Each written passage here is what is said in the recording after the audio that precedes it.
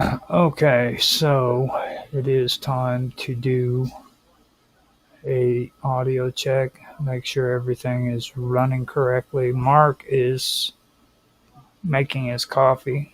He calls it his kettle. He's cooking his kettle. So um, he's muted out. While he is muted out, I am going to go ahead and test the audio. I just tested D Live and it sounded good. YouTube is coming up. I've got to test the audio once it gets started. And then I'll put this in the proper. It sounded good. I'll put it in the proper playlist and give it a thumbnail too while I'm here. Now, this is a live stream. You can find it on my playlist for live streams on the Praetorian if anybody's interested. And I have all of the live streams on there too, by the way. Uh, they will be going on to Rumble as well. But when and how long it takes for them to be published, I can't tell you. So, but they are on their way. I've got so many things scheduled; it's pathetic. So, but it is on the way there. So, okay. So we have everything set up on YouTube and D Live. I don't necessarily like being on D Live too much because every time I leave, like switch to another tab, it hits stop. So that annoys me. So what I'm going to do is I'm going to use my D Live tab and just go to check kick. And it sounds good. Also on Twitch. And I think Twitch sounds good. Yeah, Twitch sounds good. I heard myself. So with that, I can go back to DLive. The only reason why I try to keep it on DLive is because I have issues with DLive where it likes to turn off on me, so or not stream. So I like to keep an eye on my streams while they are going. Before we start, I'd also like to thank CDXX who just followed me on DLive sometime between yesterday and today. Thank you for the follow. And also, I believe that's it. That's all I got to worry about. So let me go back. Yeah, you know what? I'm gonna go to Kick because I need to keep an eye on those spammers on there. Make sure I freaking mute them properly when they come into chat, saying how much they love me and that they need to help me out with viewership. I'll just go ahead and hit block. I've already done 4 of them in the last 3 days. Isn't that crazy? So Mark is making his coffee, and we have got the stream up. You don't have to unmute. Remember to buy their subscriptions. Oh, that's right. Yeah, yeah. Now, if you're on Element, you can check us out at Live with Roger Hansen, where I usually post links to come into the stream if you want to be a part of it. Also, I posted the link on with the notice on Teams as well, where you can find me with Roger's Realtime Talkshow event. So, now we don't get rowdy up in this one though. Just to let everybody know, we usually keep it civil. Try not to. We try not to. Right, we try not to. We try to keep it all civilized and pertaining to political history and not get caught up in a drag out argument over political issues and stuff. We try to kind of discuss it like rational people, like a rational Englishman that I know. This dude. I try to be. Well, I mean, you try to be, but then you have to put up with guys like me. It's just that's horrible. You are one of the more rational people that I know. Oh, that's good. Rational Americans, US citizens I know. That's good. It's not. It's not really. It's not really good, but it's good for you, I guess. Take it as a compliment. Yes. Earlier, I was on Nancy's thing uh, on Teams, and her and Vicky started talking about like CERN and freaking electromagnetic freaking fields and stuff of that nature. I got all caught up in reading, and I couldn't even finish all of it. They had like put out like 5 million posts. Yeah, I was looking at that earlier. They got Last they, night, this morning. they got really fired up after last night's show. I'm telling you, I brought it to them. I served it to them on a platter.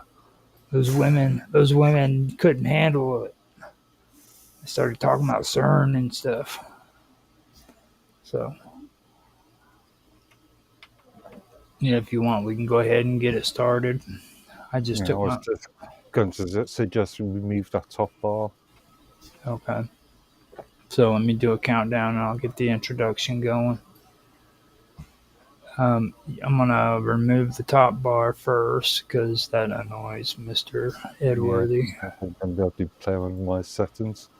Okay, so I'm going to keep the Praetorian though because I like my little guy hidden behind that. It looks fancy and cool. You know what I'm saying? Like I'm back there just watching and letting you guys know the Praetorian. You know, not that I'm pandering or anything.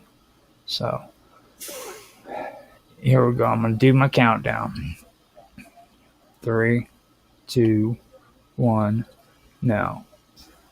Hello, everybody, and welcome to another episode of Roger's Realtime Talk Show event. I believe this is the 9th episode, and I am here with Mr. Mark Edworthy from England across the pond.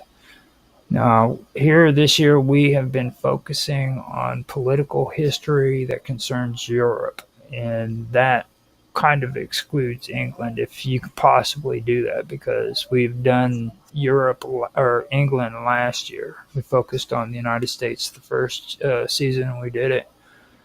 Then we did England, and now we're doing Europe to the best of our ability without including anything from England if possible.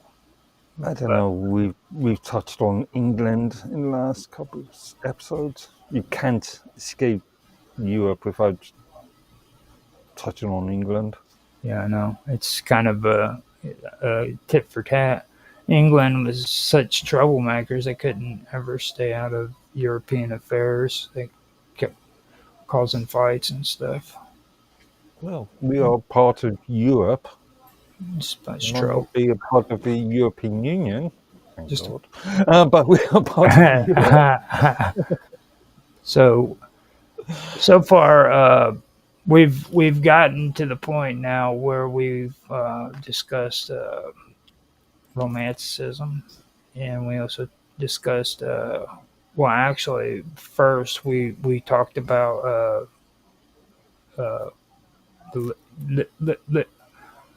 liberalism, classic liberalism, and radicalism. Then from radicalism and liberalism, we started talking about Romanticism and realism. Now that took us into the difference between realism and ideology. And we never got off of realism because realism kind of stuck, you know what I mean? And now we're going from the whole concept of ideologies into what would be considered ethno-nationalists or ethno-nationalism and eventually fascism. Now, with realism, by the time it got to the 19th and the 20th century, That's where I see realism actually taking a part as more of a conservative approach to things with pragmatism. You know what I mean? Especially when it comes to the monarchies who had to contend with, you know, the 19th and 20th century Europe, where it was in a period of uh, of political transformation. You had the ideas of nation, state, and identity that collided with empire and social change. And when I say social change, you're talking about like socialism. You know what I mean? And I'm talking about the original form of socialism, which scared the crap out of uh, conservative monarchies. You know what I mean? Because they knew what the socialists were intending on doing. They wanted to destroy their form of government completely and rebuild it from the ground up. You know what I mean? Partially due to what happened in France during the late 18th century, and arguably what happened in Britain and England during the 17th century. Mm-hmm. Well, a lot of the things that led up to World War One really makes sense to me now because we started discussing revanchism, and when you hear about the Napoleonic Wars, it never dawned on me that Napoleon occupying Berlin would cause revanchism among the German people. You know what I mean? And then in turn, after that, there was the Franco-Austria War, where Germany had taken parts of France, and that caused revanchism among the French for the Germans. And then when you get up into the Weimar Republic, that's when France again occupied freaking Germany because they demanded war reparations. So I was cool with understanding the whole Weimar Republic, but before that, it never really sank in until this time. Oh yeah, I just want to correct you on your pronunciation. You keep on calling it the Weimar Republic. Weimar. Remember Weimar. what? Yeah, what the German? What Weimar. the C as the W? It would be a V. I'm American. I'm American. We say things the way they're supposed to be said, not the way the French say it. Okay. the Weimar, Weimar. the Weimar Republic. I don't even like saying that out loud. That just is horrible, man. So Yeah, noticed that over the last couple of episodes. now, the thing that um, needs to really be understood when it comes to this period, though, is the whole thing about nationalism. Okay, now nationalism was a new thing, and it emerged in the earlier part of the century. It was a cultural as well as like a political force. You know what I mean? Um, and it was inspired by idealism and romanticism. That's specifically where it came from. Now, I went over this in about 2 episodes, the 2 episodes where we were discussing this, but I want to go back through and just kind of go over that a little bit, okay? Because this is important for people to understand, okay? Romanticism infused national identity, okay, and it gave it a sense of like sacred duty, or and basically and emotional depth. You know, it elevated the idea of the nation as like an organic spiritual community. You know, and that's where the whole concept of nationalism forms from. You know what I mean? That it's an organic spiritual community. Now, when you get into idealism, um, it's been real prominent in like philosophical and circles and politics, and it provided like intellectual justification for things. And this is where we get into like justifying the concept of self-determination. That's the first topic that I wanted to get into when it comes to what we need to talk about, because self-determination is something that I mentioned in the last episode with you, Mark. And I'm sorry, I know a lot of people in Europe and England feel that that is a positive thing and it was good for the for the continent, but I really believe it caused more harm than it did good, you know? And today I want to go further with that. Okay. So I'm not sure if I would say it's caused more harm than good. Not to say that it wasn't, I don't know, to use a term, problematic. well, when it comes to like quote unquote problematic, okay, that's I hate that term. I really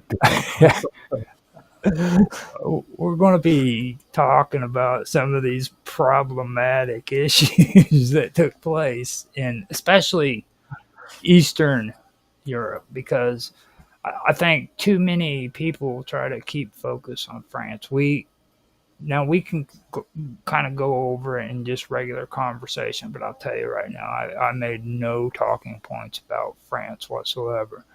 Okay. Now, if people want to learn about France, you can go through the regular yada yada yada when it comes to socialism in France. And But didn't we really sort of yes, go back to 2 episodes ago?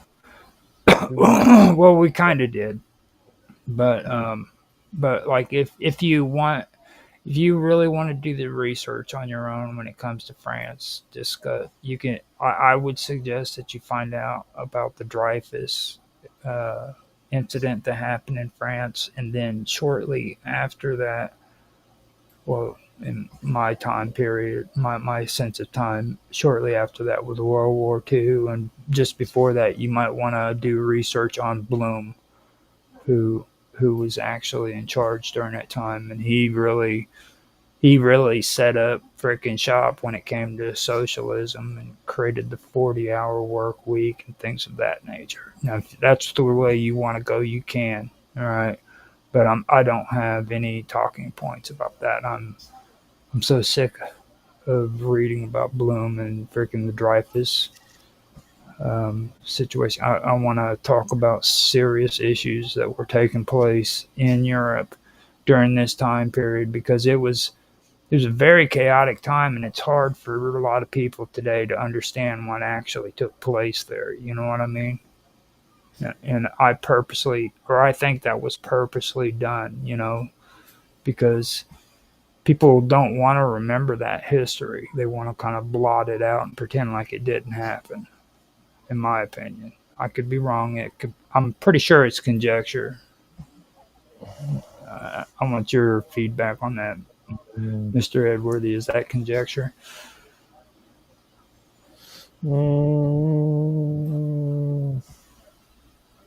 On a gut feeling, I would say yes, but again, these things get more complicated. Possibly. All right. Yeah, I can go with that. Now on self determination. Okay. Now when we're talking about the 19th and the early 20th centuries, it was probably one of the most influential as well as contentious political ideas in Europe. You know what I mean? And not only in Europe, but also in other areas of the world too. Um, Now, at its core, it referred to the principle that people or nations had a right to decide their own political status, whether that meant independence, autonomy, um, autonomy within a larger state, you know what I mean, or unification with others who shared their identity. Um, Now, these ideas, when you first hear it, you hear it and you think that they draw on Enlightenment notions of like sovereignty and the rights of people. Um, but you have to take into consideration that this was like sharpened by the rise of nationalism and the collapse of the old empires during that time period. You know what I mean? That created a vacuum. Um, in practice, self determination um, would it would closely tie to the concept of national identity. Okay,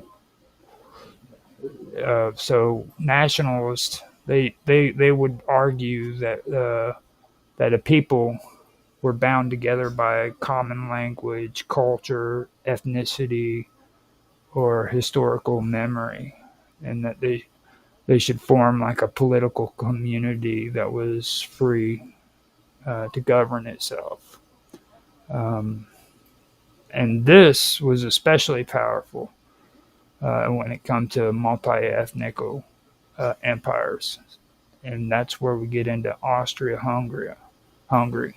Now they were. Oh, go ahead. Just You're breaking up. Hold up. to Wait a minute. focus, just to be a bit more focused. What do you mean by ethnicity? Are we just talking about race here, or are we talking about those other factors that you mentioned? Well, we have the Czechs, we had the Slovaks, we had the Poles, then you had the South Slavs, you had the Nigerian, or I keep trying to freaking say that word right, but and we'll get into them. It's Majorization, the Majorian, which were the actual Hungary Austrian elites who wanted to retain power. You know what I mean? So you So had the not only the racial thing, it's also a class. Then well, that's the thing. Like you'll start getting into the whole racial identity thing later on as we go, because like ethnic groups during that time period didn't necessarily depend on what race you were. You know what I mean? It yeah, was that's what I was thinking. Yeah, it was more it was more about like I had just said about like your language, you know what I mean, and things of that nature, your identity, you know, things which may include race, but it could also include right. class. It could include, I don't know, social structure. It Yes, may, yeah. and that's basically what it drew off of. Now um, when now I got to remember where I was because I ended up having a brain fart. So, My so friend. yeah, a lot of this, I believe we will be discussing even further as we go along, because it is very important. But like self determination is something that is very important to discuss when you get into this, because it's like at the end of last episode, I talked about how they had done the borders in the Middle East. And they've done this elsewhere as well. I didn't have time this week to really pull up all the information of where they did it, but I know that it was also done in Africa as well. Africa and in Asia was the two popular places where this kind of thinking took place besides Europe. I do know that much. Um, I was and going to just suggest the Middle East, especially with the creation of Saudi Arabia, um, right, back in what, the 1937 or something. But yeah, exactly. from the turn of the century. Right. Now, ethnic groups usually went along the lines of like common languages, culture, ethnicity, as well as historical memory, and that's what they felt should also form like political communities, and these communities should be free to govern themselves. You know, so and like I said, this was very powerful in multi-ethnical empires like Austria-Hungary, and then you had the Ottoman Empire, which is where the Middle East comes into play. And then on top of that, the strangest part about it is Tsarist Russia was also ones that pushed um, for this idea in self determination, and that had population. You know what I mean, with a lot of different ethnic groups, and a lot of them felt they were dominated by ruling elites who didn't reflect their culture or aspirations. Um, like I said before, you had the Czechs, you had the Slavs, you had the Poles, and you also had the South Slavs, and they were more and more as time went on demanding recognition uh, for their collective identity, which often placed them in direct opposition to imperial governments. And these imperial governments, like I said, were very, very nervous. And they also, besides being nervous because of the changes taking place, they also wanted to maintain control. So the principle of self determination uh, gained prominence during the First World War. Okay, especially through rhetoric by Woodrow Wilson. He's the president that I had mentioned before. I wasn't sure if I was right or not. I think I got that one wrong. But Woodrow Wilson was the one who got involved with um, not the UN, but the one before that. What was that called again? League of Nations. The League of Nations. And he was also involved in like the Treaty of Versailles. I may have pronounced that wrong, So, yeah, but yeah. so but uh, was uh, he was the one who pushed the rhetoric uh, for for the whole principle of self determination. And Wilson's speeches often suggested that peace could only be possible if national groups were allowed to shape their own destinies. Now, this rhetoric energized nationalist movements all across Europe, and this included areas from the Balkan to Central Europe, and it even inspired colonial uh, subjects in Asia and Africa. And th- uh, this also caused them to where they wanted to question imperial control. They and decide what they wanted, from there. So it caused a lot. It caused a lot of upheavals and conflict because it was talking about something that these imperial governments did not want, and they were terrified of it. You know what I mean? Because they knew what that meant. They knew that it was the fall of their empire. Um, Now, even though Woodrow Wilson was talking about um, um, peace and how it would only be possible if these groups were allowed to shape their own destinies. Um, yeah, it did energize a lot of nationalist movements. But the thing that uh, people do need to understand is that these countries uh, didn't freaking consistently apply Wilson's vision. You know what I mean? They were all hyped up and loving what Woodrow Wilson had preached about freaking this concept, but you also have to take into consideration that new nation states like Czechoslovakia, Poland, the Kingdom of Serbs, you had the Croats, you had the Slovenes, however you'd say them, the Slovenists, Soflax. Slovenists, Slowflags. We know what you mean. Now, see, they all emerged after the war.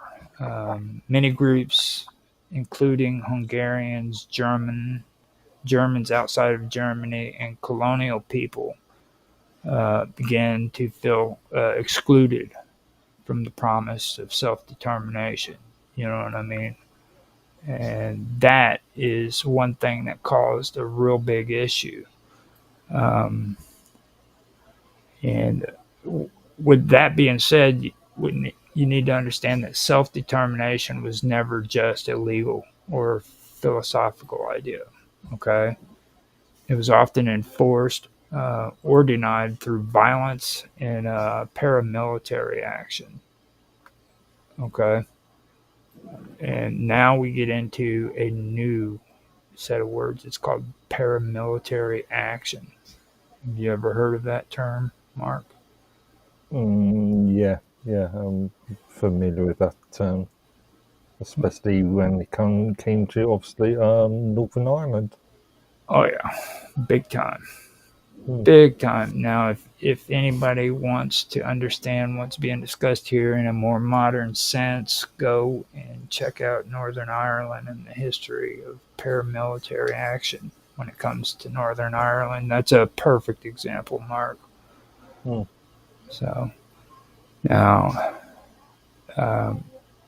the dissolution of the Austria-Hungarian Empire, for example, it saw local militias and national councils that attempted to seize territory and declare independence.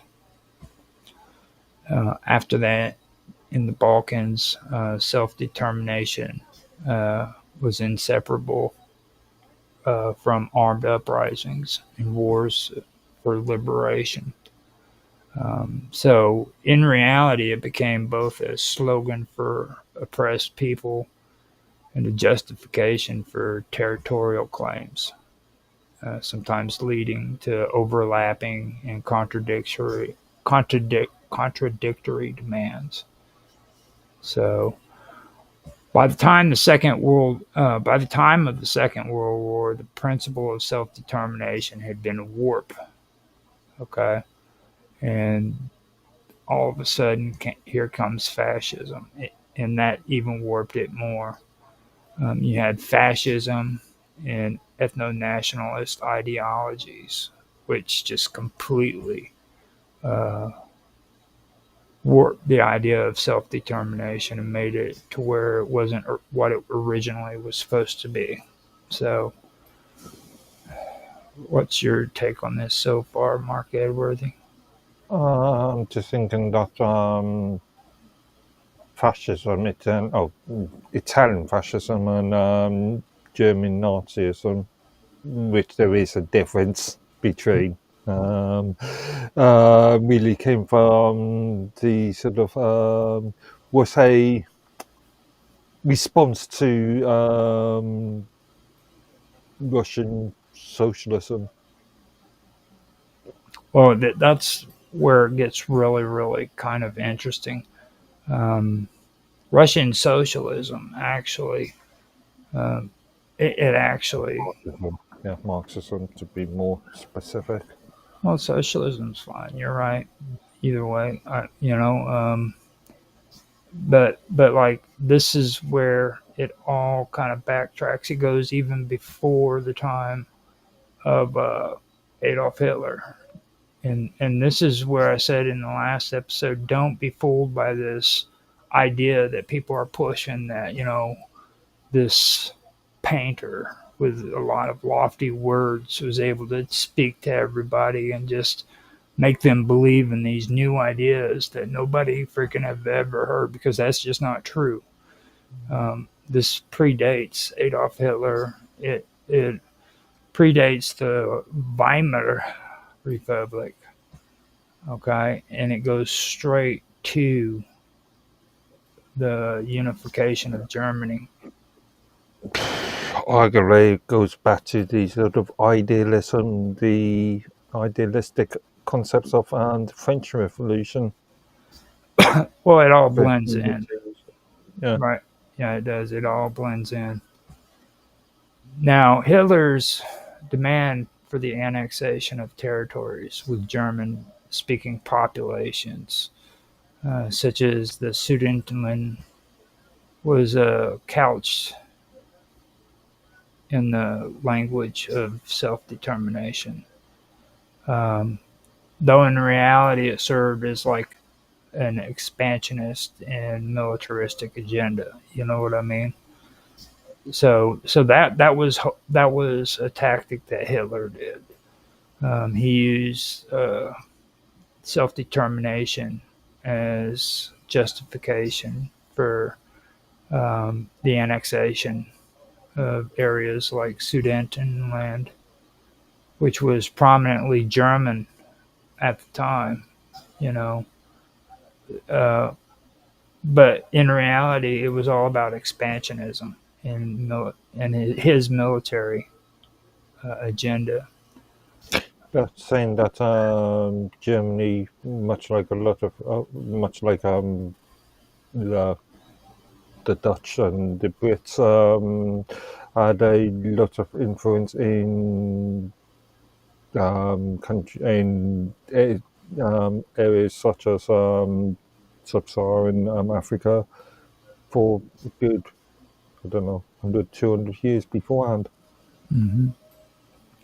Well, the thing about this particular time in history and what Hitler did was it showed the malleability of the concept. You know what I'm saying?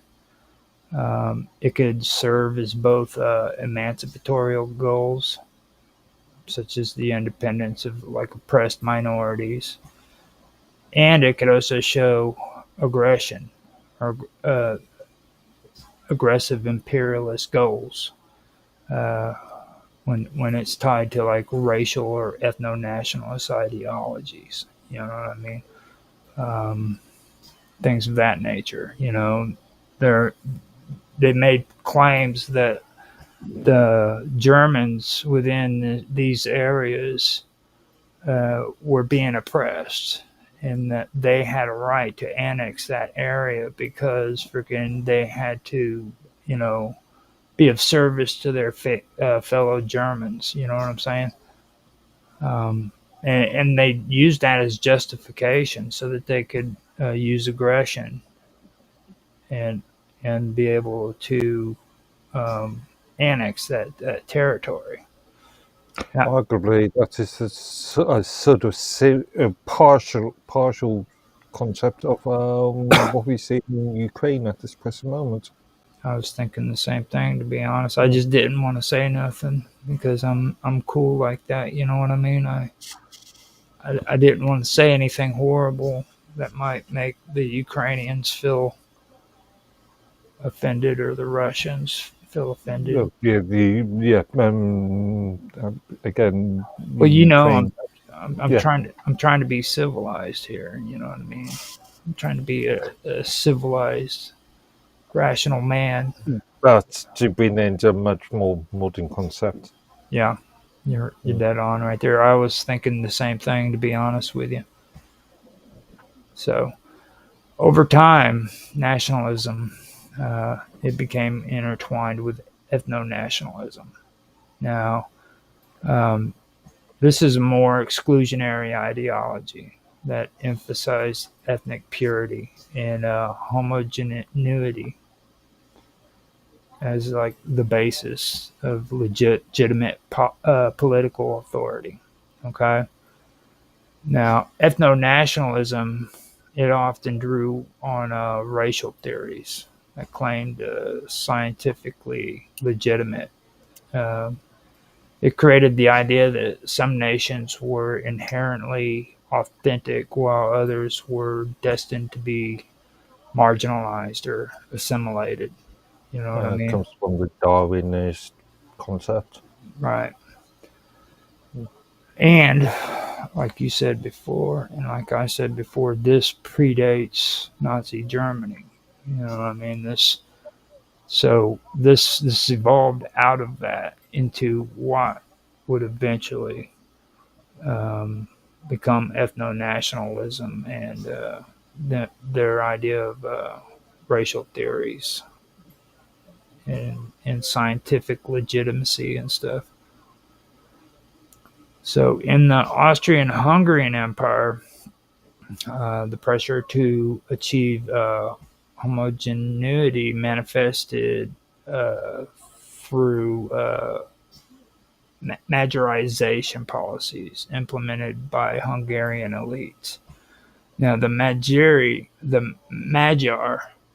Magyar, however you pronounce that, I'm trying my best to kind of say that the Magyar.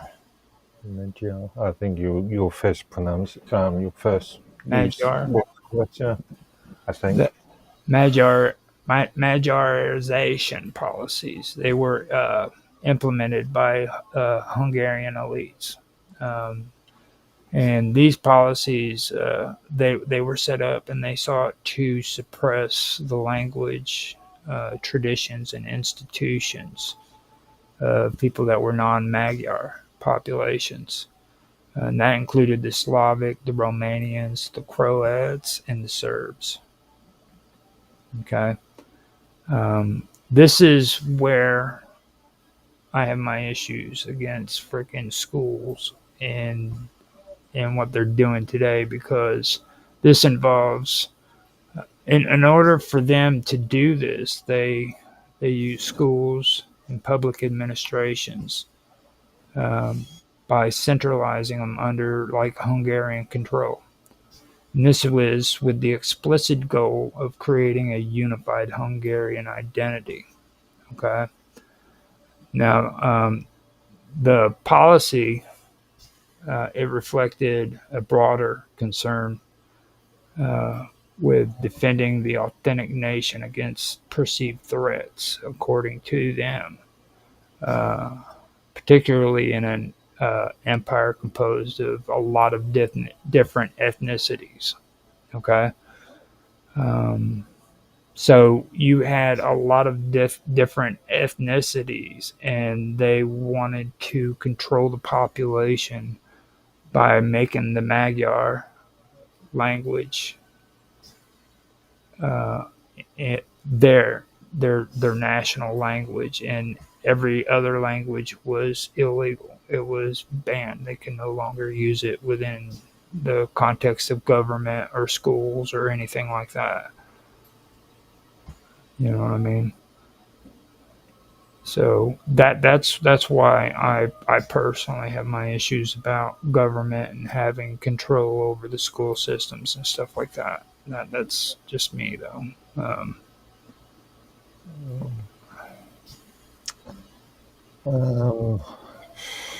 I don't know. I've argued on this one with you before. Schools are there. Well, governments schools are there at least for the fundamental to teach the basic principles of things like reading, writing, arithmetic, what we used to call the 3 R's. It is, and there needs to be some sort of base level for that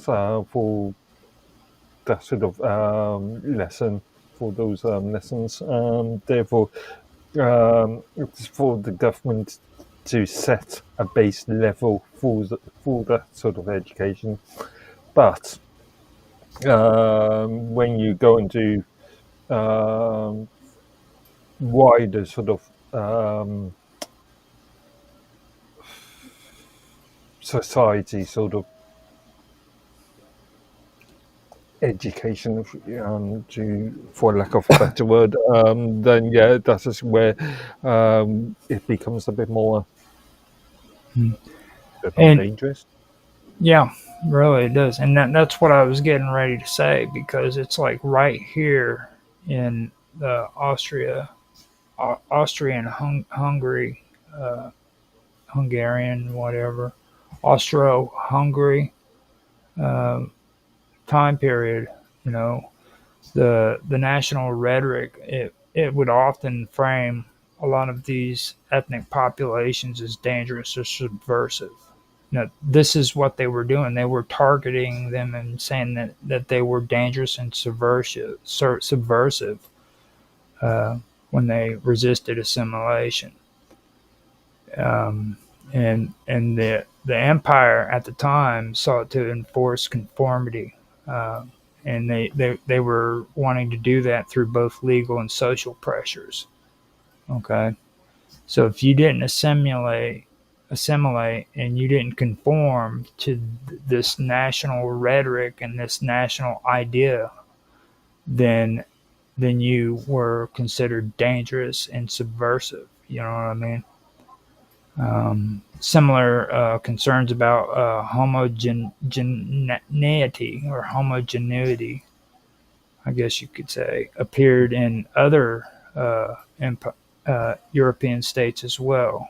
And that contributed to tension between majority and minority populations. It also fueled the rise of nationalist agitation across the entire European continent. You know what I mean? Interestingly enough, I was watching a couple old black and white American-made war films, World War II.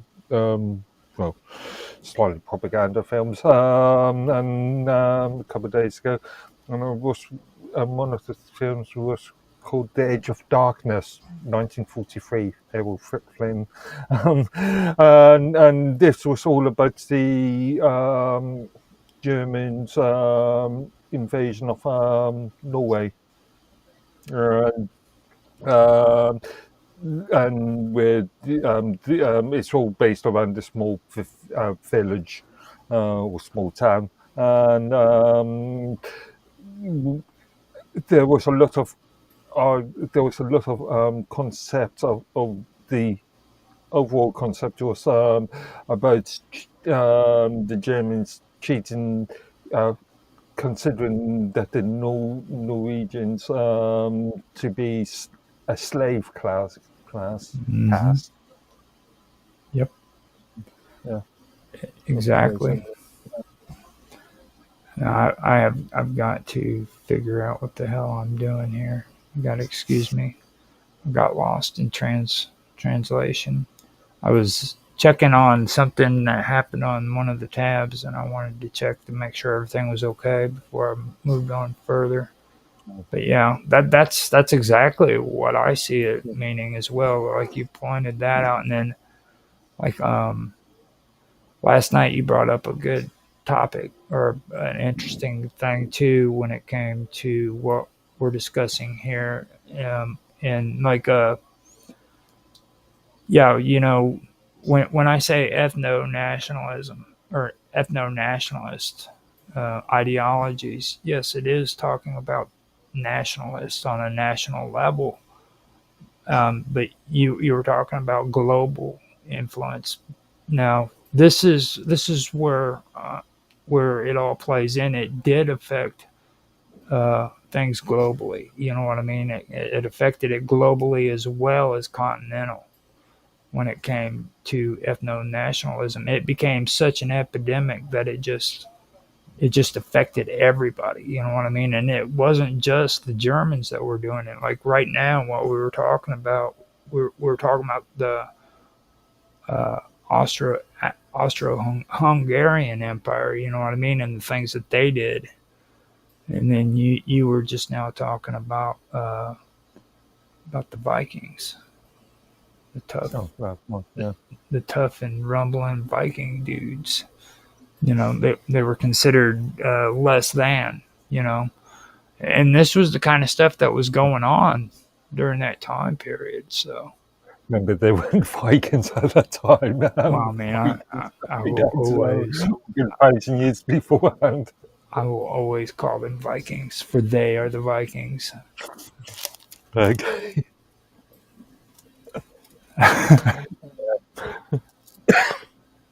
Now, that is what I wanted to bring up when it came to the second topic that that we were talking about: ethnic purity and homogeneity or whatever.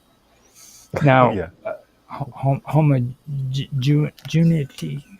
I was lucky enough to actually to be able to pronounce Ravenchism and remember it. You know what I mean? So homogeneity. That's close enough. Okay. So with that being said, I want to kind of do a little bit of a shift. It's not very much of a shift, but I wanted to talk about something that was taking place uh, in parallel to these developments that we've been discussing, and that was the study and practice of statecraft and how it evolved in response to social and political pressures. Okay. Now we have realism, and we were just talking about that. And I do think discussing realism needs to be more of an issue too, because we haven't really done much discussion when it comes to realism. Um, Now, like I said in previous episode, it was exemplified by like Otto von Bismarck in Germany. You know what I mean? He was the one that did this. But a lot of people don't. Well, this is my take on it. This is my take, and it could be conjecture, which Mark will probably think after I say this again. But he emphasized the importance of like pragmatic calculations, the balance of power, and the defense of the state against external and internal threats. So Bismarck's conservatism, it was also tempered by like the awareness of social realities, which led him to implement limited social reforms. And this included like health insurance and pensions and things of that nature. And this wasn't out of the idealism or out of idealism. He was using it as a method of stabilizing his society, his government, and containing revolutionary ideas and energy. You know what I mean? Now, in this sense, realism converged with some aspects of socialism. Okay, it recognized that the mobilization of the masses uh, couldn't be ignored, uh, and that statecraft had to accommodate social demands without surrendering authority. You know, does that make sense to you, Mark? Yeah. So For me,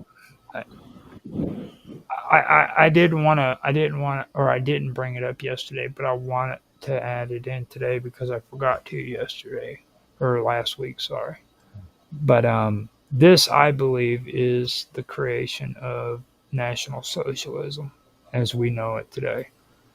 Um, it goes from being nationalist to being a social nationalist. Just like you'll find a breakup between one is socialist and one is social democracy, because there was a rift there as well, which happened um, during World War One, and we'll get to that here in a minute. But I believe that this was the beginning of what we call National Socialism. Just my take on that. Yeah. What do you think? We're talking about a top-down form of nationalism, where it's dictator-controlled, forcefully controlled by a elite, or in this case, the Nazi Party. No, this was pre-Nazi. This Oh, I was mean, yeah. I'm going to use the Nazi Party as an example because that's the most obvious example, or the most obvious that most people would recognize. right. Now Bismarck, just so everybody knows, Bismarck was the first uh, president, what would be referred to as a president in the newly unified Germany under I forgot uh, under Kaiser Wilhelm I. Now Kaiser Wilhelm I, he was still the German emperor and king of Prussia, but he wasn't very dominant. You know what I mean? He was real easily. Basically, you could say that he was a pushover when it came to Bismarck. Bismarck was the one who called all the shots for him, and he just sat back and just let him take care of the political business. That's my take of it. Question for you: Huh? You calling Bismarck a president? What's the difference between a German chancellor, a president, and a prime minister?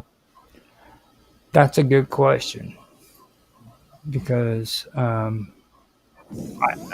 never heard the term president ever being referred to. Not as far as Germany is concerned. It's always been chancellor. But Bismarck was considered to be a president. I forgot the exact term that they use. Yeah, it would be chancellor. Chancellor of the German Empire. And minister president of Prussia. Yeah, Bismarck's status was the Iron Chancellor, a statesman who served as Prussia's prime minister and later the first German imperial chancellor. Overseeing. Again, the term president is a bit confusing because, as far as the US is concerned, doesn't represent with a monarch, but in several other countries, I think Spain would be a good example of this. Well, up until Spain still has a royal family. Or am I thinking of a? Now, Could we think of the country? But the term president does not always represent a republic. well, I mean, I specifically pulled the information a while back up about him that said, like, this is old information that I had, and it said specifically that he was a president. Now whenever I did a Google on it, it's calling him the He first. was a minister president. I think there is a difference between a president and a minister president. Well, that's pretty pretty much it. That's probably just to even more confuse the issue even further. yeah.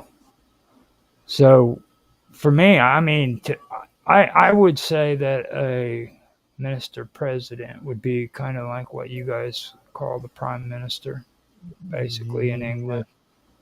And he, you know what I mean? That, and yeah, I don't know. It's really weird. Have you ever found uh, any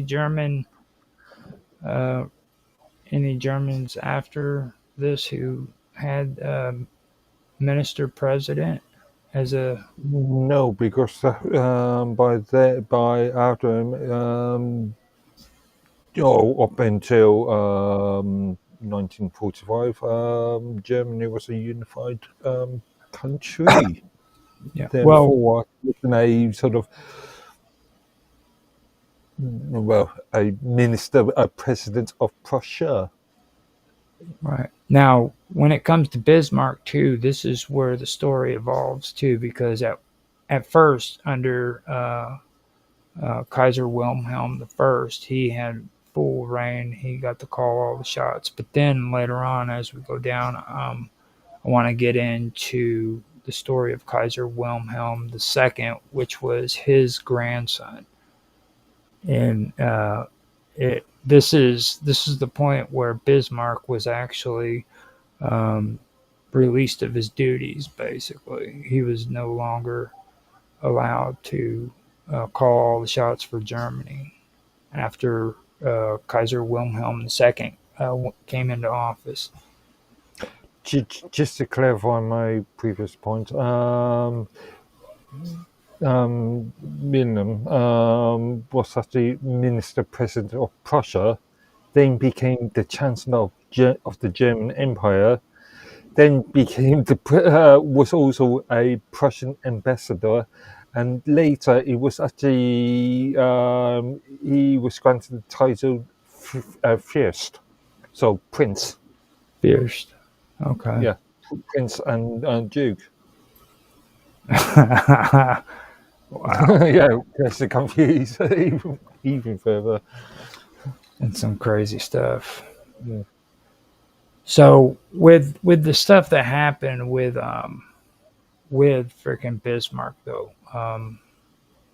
in the realism in this sense, it converged with some aspects of socialism.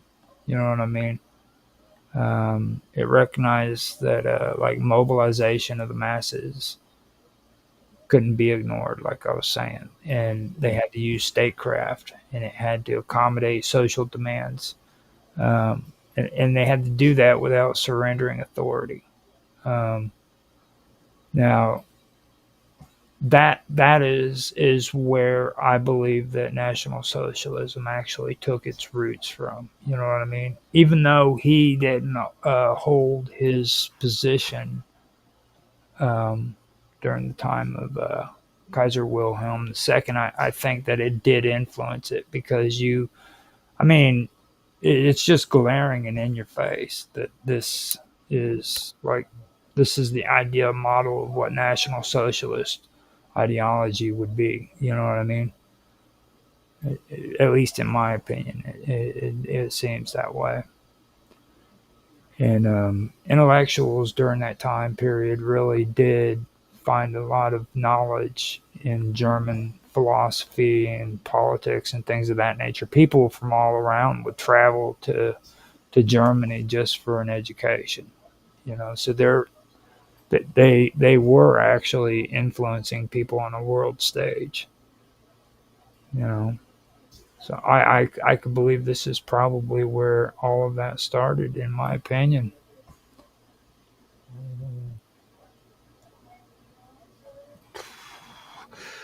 I can see arguments against that, but just for the sake of expediency, I think I will agree with you. Arguments. Yeah. If you want to say, if you want to say it. It's still have to form an argument on this one. Oh, you're At talking least. about like a literal argument. Sorry, I misinterpreted that. Yeah, I keep forgetting you're an argument kind of guy. I got to put You, it into words that make sense. yeah. So the next thing I want to talk about is like the tension, uh, this tension between idealism, romanticism, and realism. It played out in the Balkans as well. It became a region that basically became a laboratory for like ethno-nationalist conflict. Serbia, having gained independence from the Ottoman Empire in the 19th century, it started seeing itself as the protector of the South Slavs and pursued the vision of like a greater Serbia. You had the Serbian leaders who supported uprisings in Ottoman-held Macedonia and in Bosnia, and that was where Slavic populations lived under Austrian-Hungarian control. Now, the annexation of Bosnia and Herzegovina and Austria-Hungary in 1908, um, despite the province's large Slavic population, um, that intensified these conflicts. So, What we would now know as the Balkan region. right in the Yeah. Balkans. Mm. And if you remember, we had that conversation too about no, Herzegovina, Bosnia and Herzegovina. Now that was actually an issue that took place in the 90s with mass genocides and ethnic cleansing and stuff of that nature too. Well, yeah, due to the fall Oh, you're breaking up. of the Union and All right. yeah, sorry, due to the collapse of the Soviet Union, which introduced a number of power vacuums. Right. And the same thing happened apparently after the um, the fall of the Austrian-Hungarian Empire as well, which created a power vacuum in that region. This is where the Serbian leaders started supporting uprisings in Ottoman-held Macedonia. You know what I mean? And then they also believed that they were the protectors of the Slavs, and Arguably, after any large empire collapses, you have these sort of ethnic style power vacuums. You could argue fifth century Europe. well, I That mean, was I'll tell you right now, when it comes to that region, it everything that I've read about this region has been completely chaotic, and this goes all the way back to the beginning. Like I've actually gone back to like 500 AD, and like the history that's written about this whole region is just completely insane. Most of the historical facts aren't really historical facts. You know what I mean? They're just oral traditions that were handed down from generation to generation, um, folklores, things of that nature. But like written historical events are very hard to come by when it comes to this area, and that's because of violence and conflict. Just constant violence and conflict. It's a really interesting region when it comes to historical events and everything. If you ever get a chance, kind of check this out and read up about just this region. You know, it was very, very intense.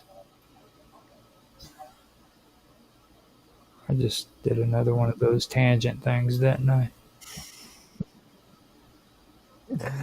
I was actually going to go. I was thinking of a tangent myself. Oh, what's that game that was the computer game that was released not that long ago? The RPG, Kingdom, Kingdom Come. yeah, 2 or whatever.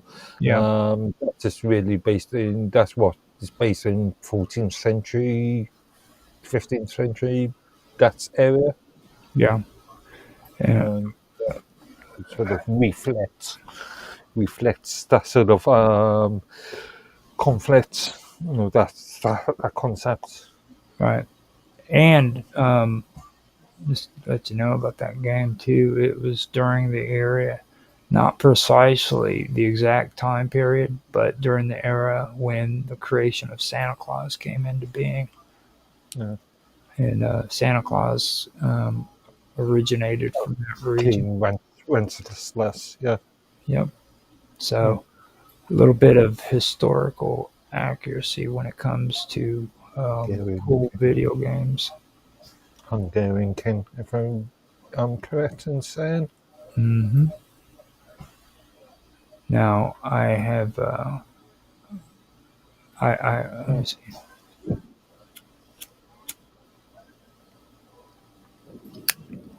Now it's hold on. Let me get. I had some spammers in Kick again that I had to. Yeah, I just saw. Oh, I saw the Twitch. Mhm. Now getting back to Serbia. Okay. Now what happened was is Serbia started cultivating underground networks. They started training guerrilla fighters, and then they also supplied revolutionary groups with weapons as well as propaganda. Okay. Now these actions they directly challenged the empire, which viewed Serbian agitation as like an existential threat to its multi-ethnic stability, I guess you could call it. Um, Now the situation it reached a violent climax with the assassination of Archduke Franz Ferdinand um, uh, in Sarajevo in 1914. And Ferdinand, he was heir to the Austrian-Hungarian throne. And he had advocated reforms designed to federalize the empire and grant more autonomy to ethnic groups. But radicals were afraid that these policies would undermine nationalist ambitions, particularly Serbian aims in Bosnia. Okay, now with that whole thing taking place, you had members of Young Bosnia, which was a radical national movement, in collaboration with another radical movement called the Black Hand.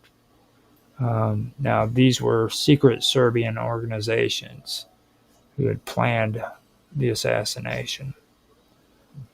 So on June 28th, this conspirators attacked the Archduke's motor car. Um, the initial attempt was with a grenade. They were going to throw it at the vehicle, and it missed the vehicle, and it actually bounced back and hit another car and blew it up. And it was a failed attempt. But a later opportunity allowed a guy by the name of Gavrilo Princip to shoot and kill Franz Ferdinand and his wife Sophie. Now, this event triggered Austria-Hungary's ultimatum to Serbia and mobilization of alliances and the eventual outbreak of the First World War. Okay, so that's how World War II uh, ended up starting, World War One. or World War One. Yeah, thank Yeah. you, thank Yeah. you. Just saying that made my head spin. Now, the end of the world war basically destroyed the old empires, but it didn't resolve deeper tensions. First of all, the Habsburg treasury. Hold up a minute. I've got a weird old lady harassing me. I'll be right back. So,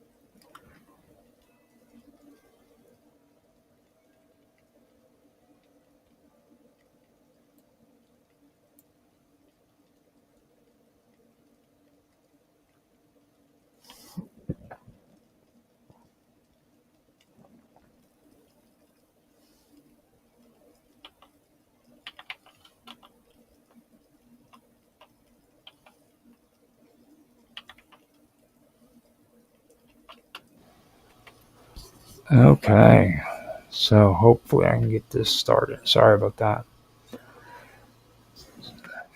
Okay, so basically the end of the war destroyed the old empires, and it didn't resolve deeper tensions.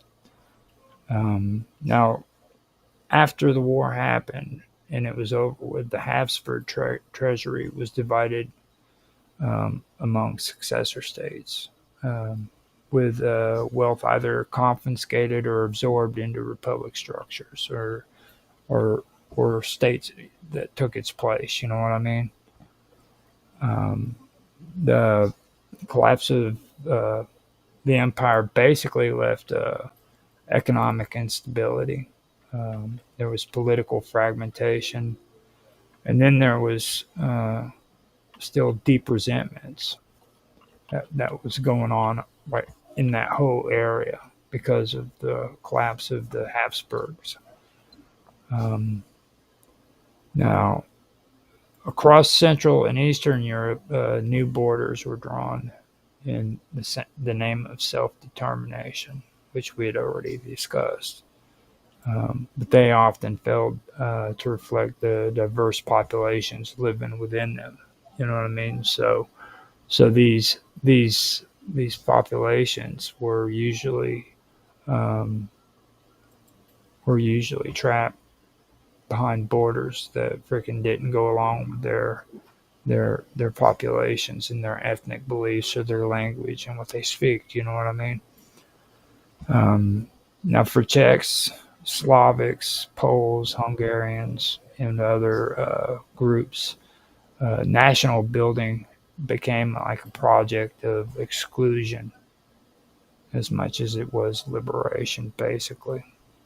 You know, um, and during the Weimar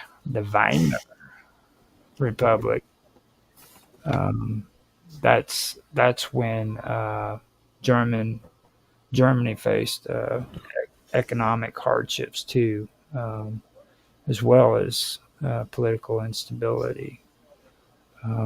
Now, besides that, they had revolutionary movements that were inspired by socialism and anarchism. Now, last year we had discussed anarchism and their close ties to socialism, in the First International. And that's one thing I want to point out too. I know a lot of people think that it's hip and cool to be anarchist, but really kind of understand exactly what that is. That's not really hip and cool and free and rebellious, is what everybody thinks it is. Their ideology might sound all cool and hip and everything, but what happens with anarchism when they put it into practice is a whole different story. Well, historically speaking. What's your take on that, Mark? say that again. Sorry, I was a bit distracted by something else. I was talking about anarchism. Like everybody really, most people these days believe that anarchism is like hip and cool and freaking, like freedom and all that great stuff. But, according to their philosophy, it might sound like that. But in reality, when it's put into practice, it's a completely different story. Well, yeah, we've gone over this in a couple of previous streams. Yeah, I believe I that's think last year we went over it quite quite extensively. in depth. Yeah. We discussed the first and then the second international. And the first international is what had anarchy or anarchist as a part of it. And then the second international, they weren't invited to. They were done with them. And that's something else that I wanted to bring up since we've already discussed it too. Um, like, I could believe that, like, when National Socialism came into play and then World War One had played out, and I believe that that's when the socialist groups finally decided that anarchism didn't fit in with what their agenda was. You know what I mean? Because in the original uh, philosophy for socialists, they didn't they wanted the complete destruction of um, what do they call it? It's, oh my goodness, I cannot believe it. Capitalism. Mm. You know what I mean? They wanted the government to be restructured from the ground up on socialist ideology. Whereas after World War One, that's when they started becoming National Socialists and they started becoming social democrats, and that that's where I wanted to point it out, because here in a minute I believe I'm going to be going over the whole reason uh, behind that. Um, but right now, with the Weimar Republic, I wanted to point out that Germany also faced economic hardship and political instability. You can see old video footage and photos of like Germans sitting beside a fire and burning just stacks of freaking money. You know what I mean? Because it was useless. Are we not talking about the post World War One, pre World War Two? Yeah. Yeah, the Weimar, the Yeah. Weimar, After the signing of the Versailles Treaty. yeah, that's what I was thinking of. Yeah.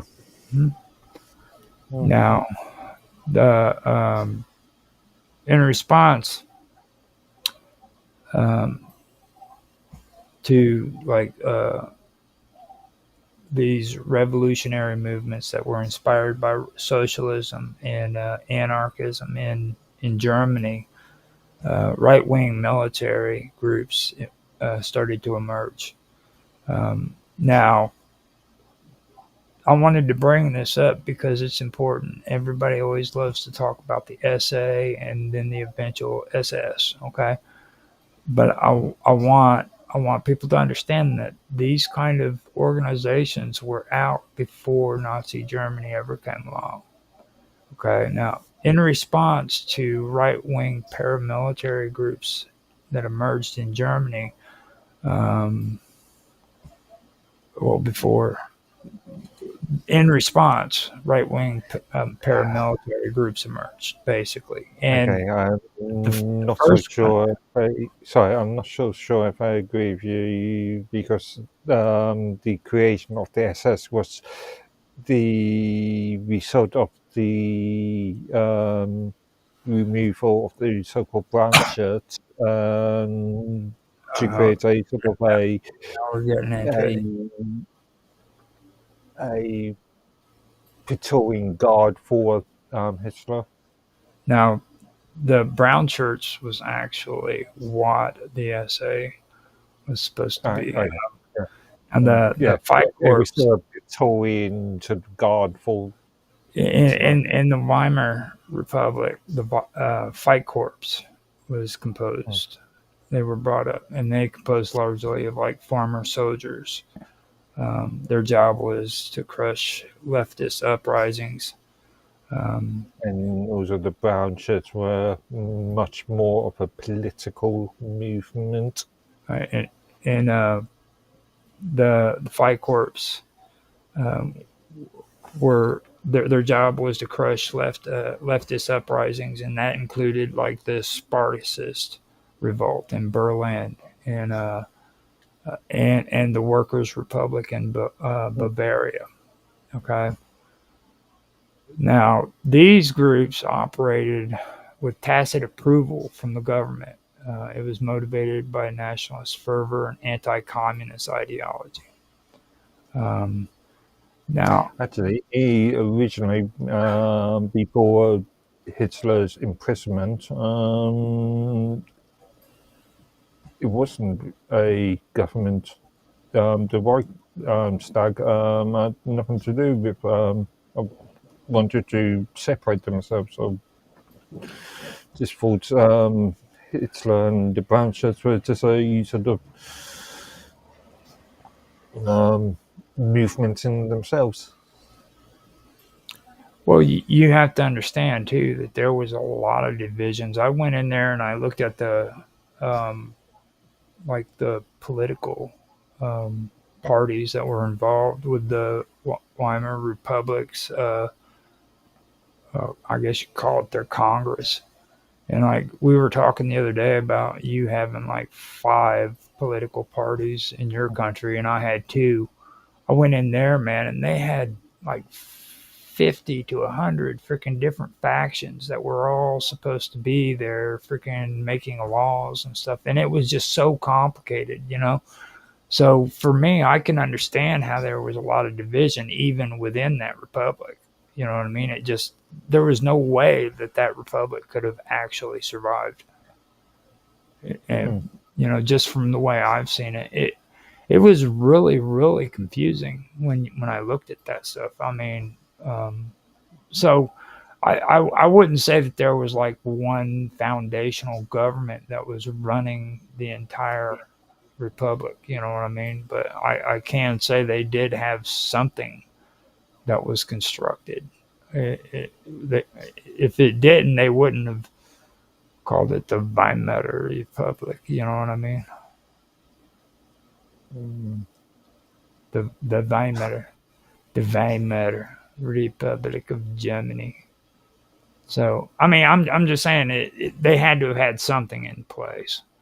And you got to remember too, like there were people sitting out on the streets burning freaking money. So this wasn't a happy, constructive period in German history. You know what I mean?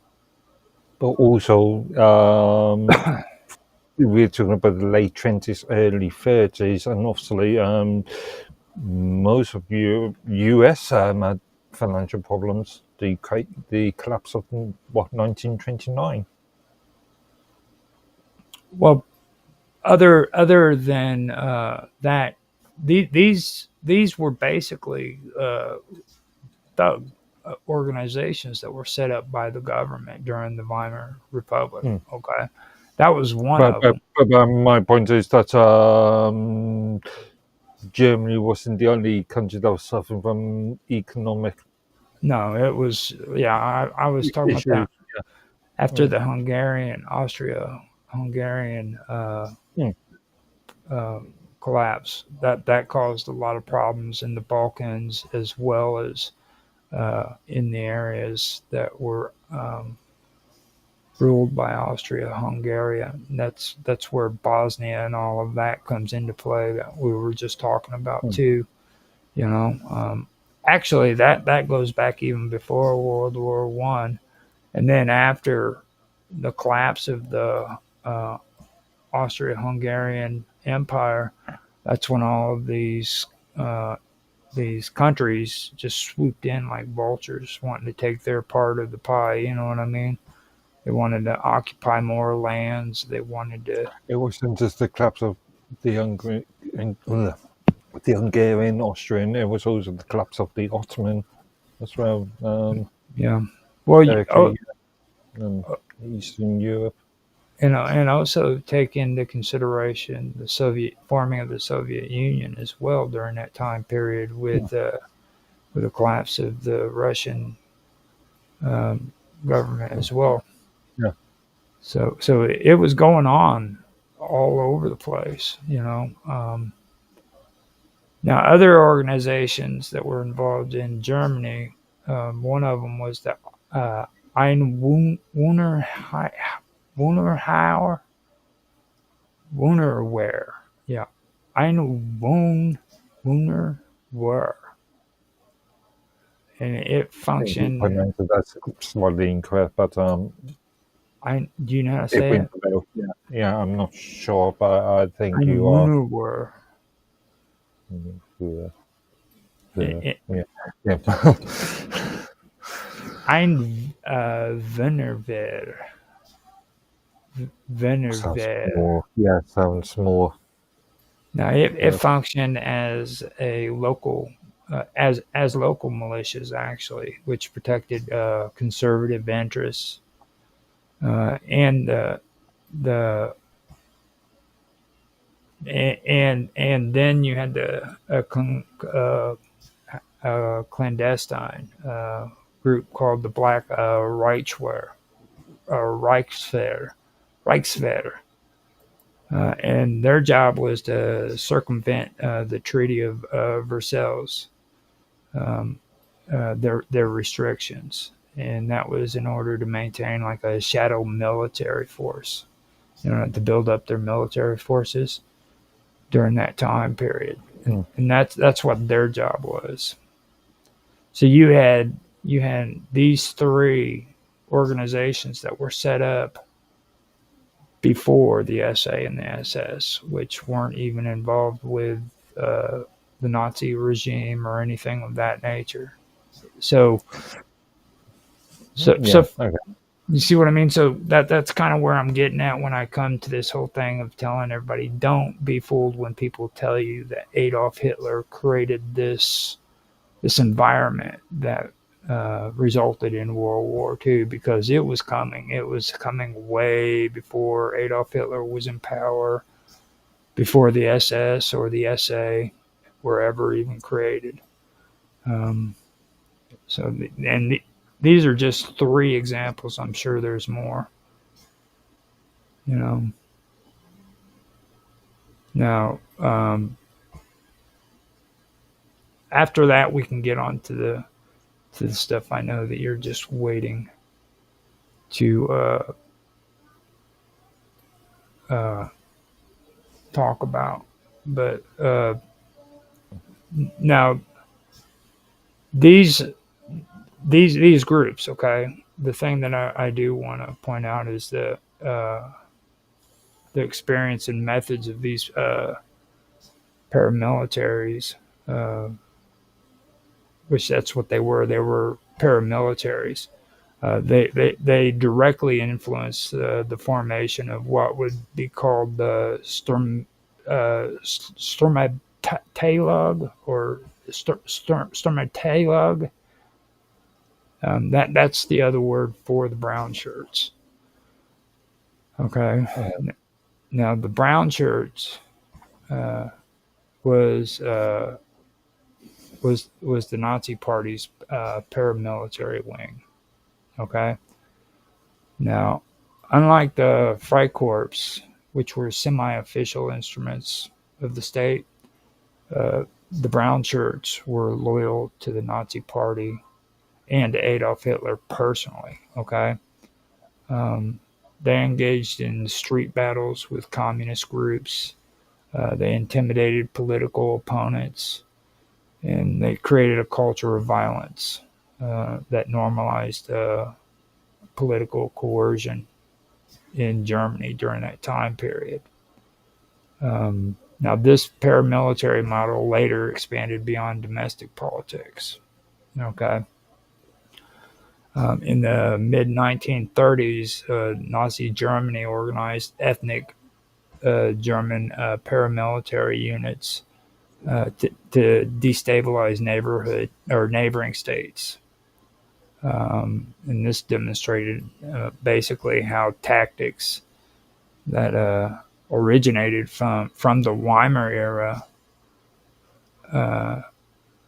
which was a form of suppression, could evolve into like instruments for foreign policy and territorial expansion and stuff like that.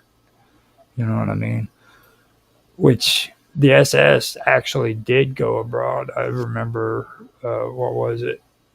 As a matter of fact, the assassination that took place in Hungary, I believe it was, when Germany wanted to unify Germany with Austria. No, it was Austria.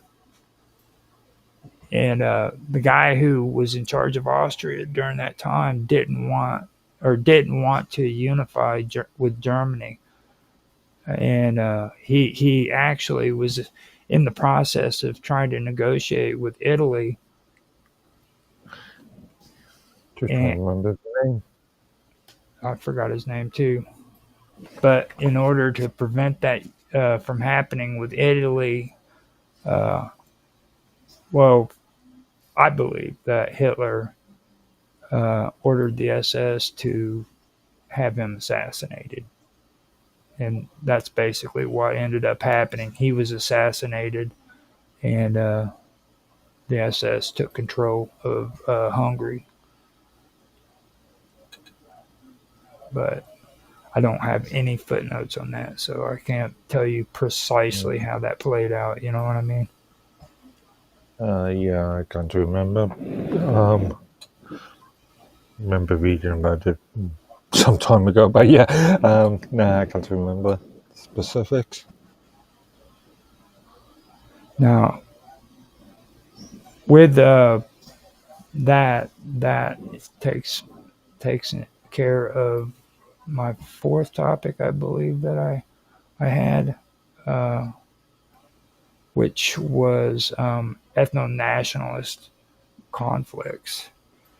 Now I want to discuss Kaiser Wilhelm II with you, because this is where we kind of talk more, get a little bit deeper into the whole German philosophy that took place after German unification, which we were talking about when we first started the stream. Okay.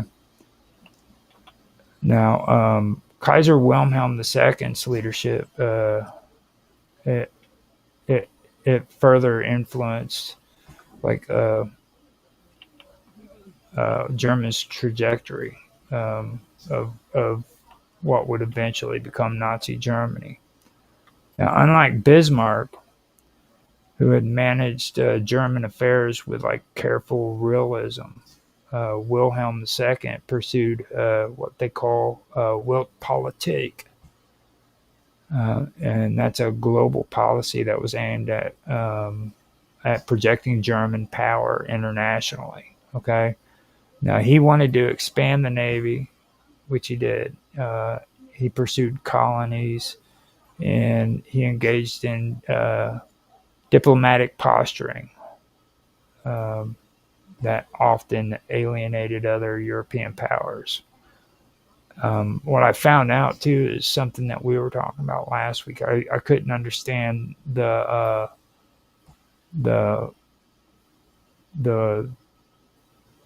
the rivalry between England and Germany, and once I started checking this out, this is where it started making a lot of sense. You know what I mean? Because of the way um, Wilhelm II had made a shift in his policies, and they became more of an expansionist government than what they were previously with Wilhelm the First. Now, like I said, he expanded the navy, he pursued colonies, and he engaged in diplomatic posturing, and that in turn often alienated other European powers. Um, Now, Politik combined romantic notions of German destiny with ethno-national rhetoric, and it emphasized racial and national superiority. And it also had realist strategies, which were intended to secure strategic advantage. You know what I mean? The policy that he was pushing, though, it often backfired, and it created like a diplomatic encirclement, and contributed to like tensions that would erupt into what eventually would become the First World War. These other countries that were surrounding them began to encircle them with these blocks, like we were talking about block politics. That's what they were using against him because they despised it, or they trusted him, and they could tell that he was becoming an expansionist, you know, and that his politics were becoming that of an expansionist government. So that's when things of that nature started happening. And this all happened with the Weltpolitik politics that Wilhelm II pursued. You know what I mean? This was before Adolf Hitler, and this was before the Nazi regime. This was the beginning. This is where it all really started. What's your take on that, Mark? I was just looking at when he was in power, 1918. So yeah, 1888, 1888 to 1918. So yeah, it was well before the Nazis. Yeah. Yeah. So after pointing that out, I wanted to go into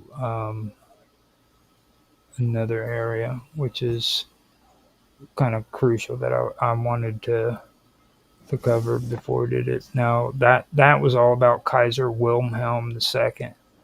Or to Now, give his full name, Frederick Wilhelm Victor Albert. oh my God, I seen that dude, and I was like, no, I'm just gonna say Yeah. Kaiser. yeah. Yeah, like I'm glad you said it because I'm not repeating. Is it Wilhelm or would it be Wilhelm? Wilhelm, I think. Yeah. These German words are a trip, man. That's all I got to say.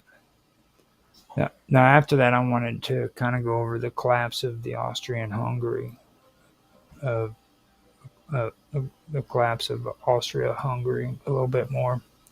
Not go too much into it, but kind of go into it some.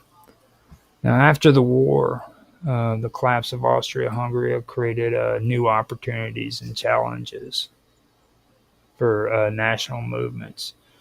This is where we start talking about who we mentioned last week, Thomas Masaryk and Edvard Bernays. Okay, now, these were central figures in the creation and defense of Czechoslovakia. Okay, now Masaryk, he was a philosopher and a politician, and he for a long time he advocated for Czech and Slavic self-determination, and he spent the war years basically in exile, where he began to build international support for independence. Benet, which was Masaryk's close collaborator, he directed diplomacy, and he also organized the Czechoslovakian National Council in Paris, functioning as a government in exile, basically. So together they positioned Czechoslovakia as an ally of the victorious powers, which ensured recognition and support. Now, once Czechoslovakia was established, uh, Masaryk and Benet understood that in order for it to survive, it depended on strategic alliances. Okay, and this is where the little Entente comes into play.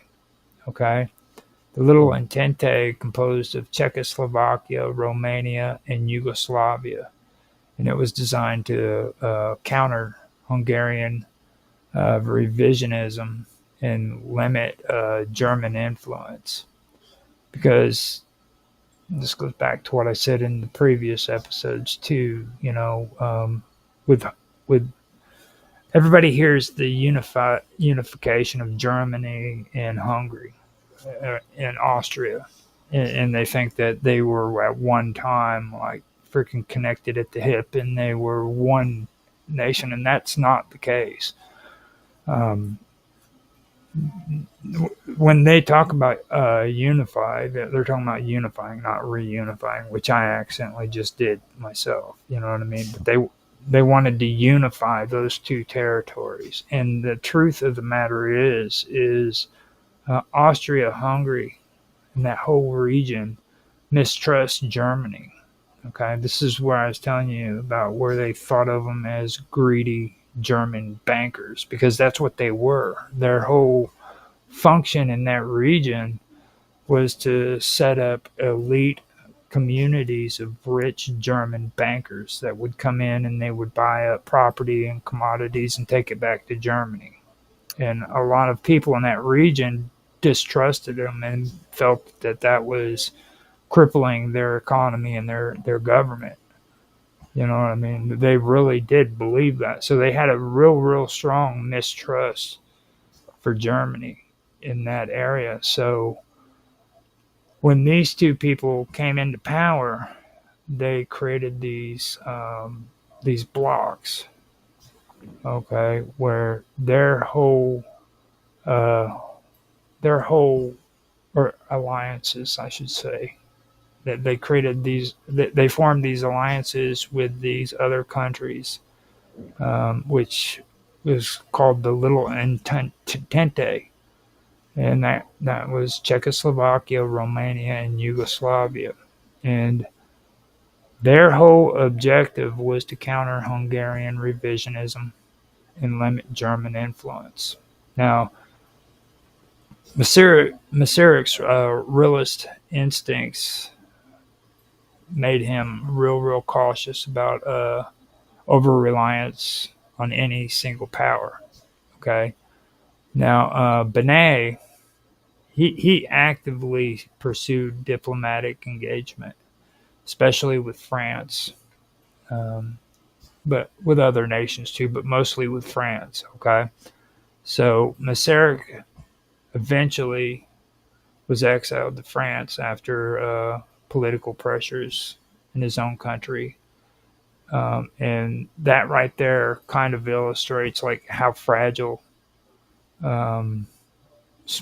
it is when it comes to alliances in small states, especially in a volatile Europe. You know what I mean?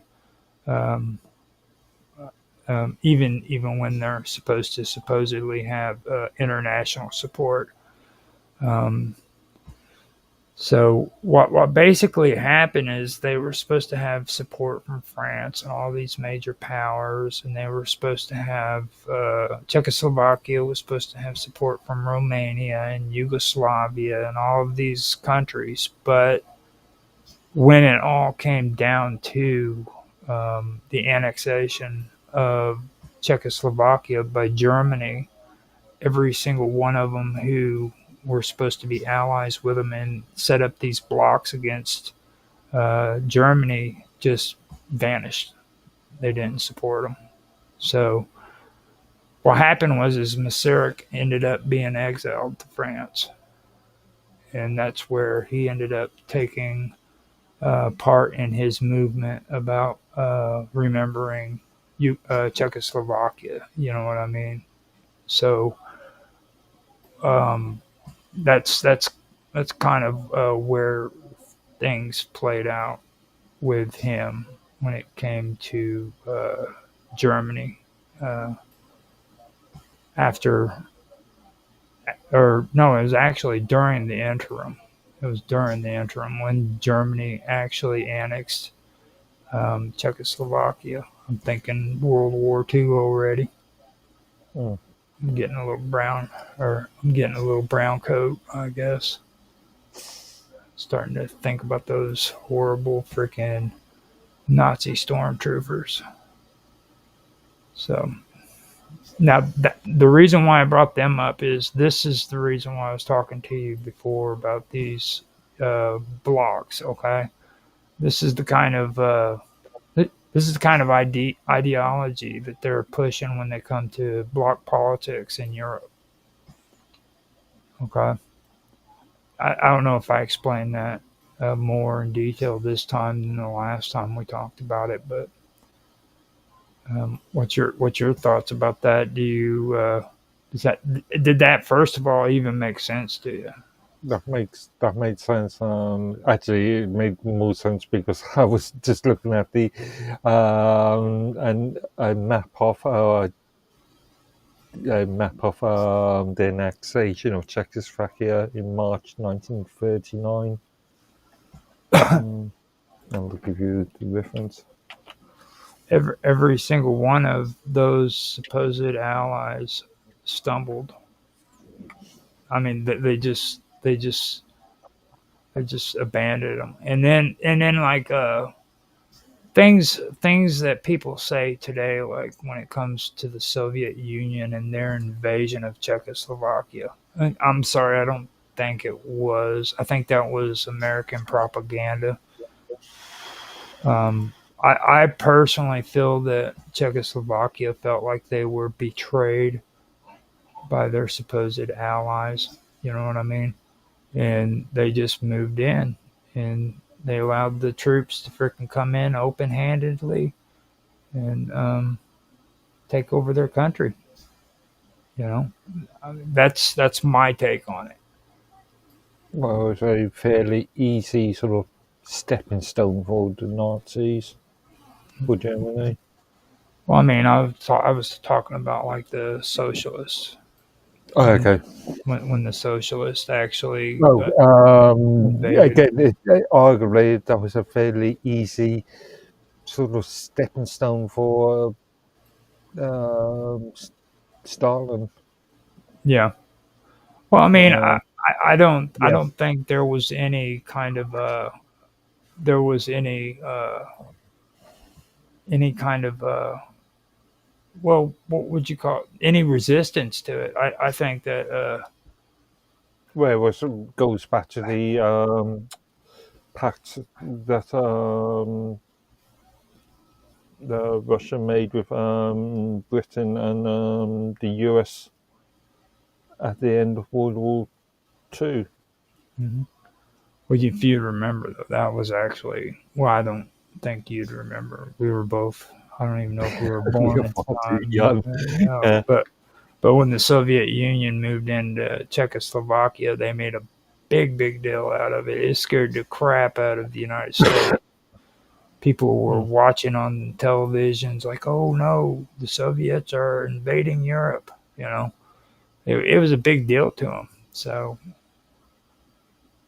I do know that much. I wasn't there, but I do know that much. So now, with all of that being pointed out, I wanted to finally finish it off with Masark and Benet, so that I could kind of get that out. That was something that really amazed me when it came to bloc politics. You know what I mean?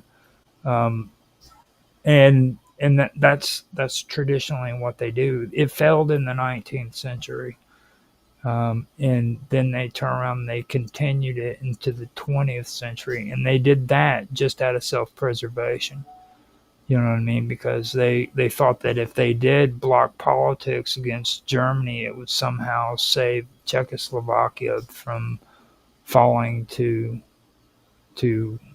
the Nazi uh, regime. But Mm. you know what I mean? It didn't. It failed utterly. So that was why. Failed, and it wasn't until what 1999?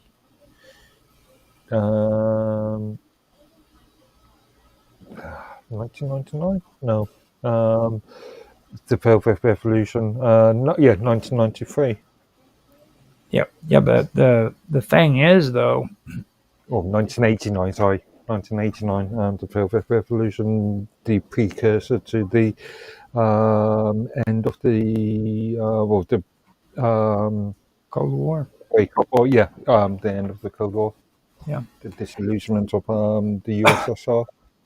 But even now, it's not even called Czechoslovakia. No, it's split into two separate countries, isn't it? It's now the Czech Republic and Slovakia. Yeah, it's because of that self determination. Mm.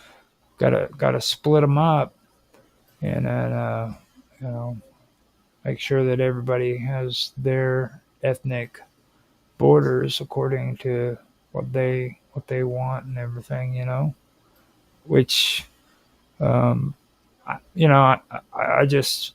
know that from what I've read of all this, it's like this self determination thing. Just it didn't turn out right. It didn't turn out good. You know what I mean? It was actually exploited more than anything else, in my opinion. So Mm. so with that, I want to kind of go into the interwar period. Because that's where a lot of things get mixed up and confusing. Not to say that it didn't get confusing before the interwar and World War One and everything, but the interwar period was very confusing to a lot of people, especially when it came to the Weimar Republic. You know, um, so one thing I wanted to start out with is that throughout the interwar period, these smaller states that I've been talking about, they had to contend with Germany's rising influence. Okay. Now, Nazi Germany by this time was employing paramilitary tactics in order to destabilize neighboring countries. Um, and also to support the claims of ethnic Germans outside of the Reich as well. Um, what I was talking about earlier, where they were saying that like these minority Germans that were outside of Germany were being treated wrongly, so they needed to be freaking saved by the German government or the Germany. Period. You know what I mean? So they needed to be annexed.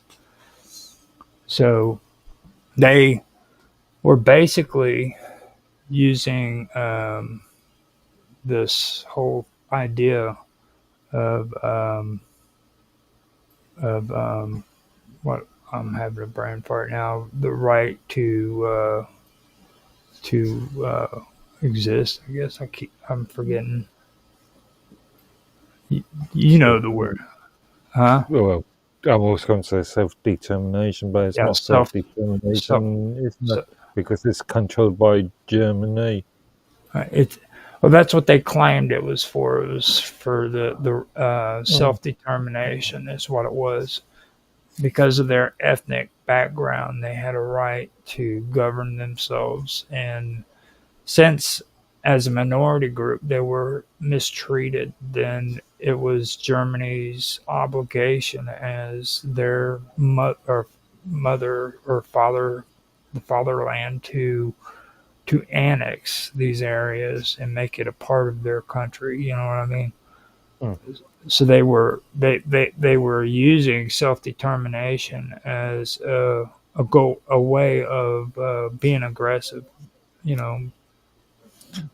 Technically, during the 1938 to 1939, as shown in that image they've got on the screen here, Bohemia and more. Bohemia was a protectorate, so it was an independent state within a wider sort of vessel, wider sort of state. Does that make sense? Yeah. Hmm. Well, I know Bohemia had they've always had a kind of uh, a special way. It's really hard to explain. Like Bohemia has never been treated like all the other countries in that area. Like Hmm. at one time, they were like the hippies of the freaking Middle Ages. Yeah. And going back to the sort of Kingdom Come game that we were talking about earlier, Hmm. during the 14th, 15th century. Yeah. Hmm.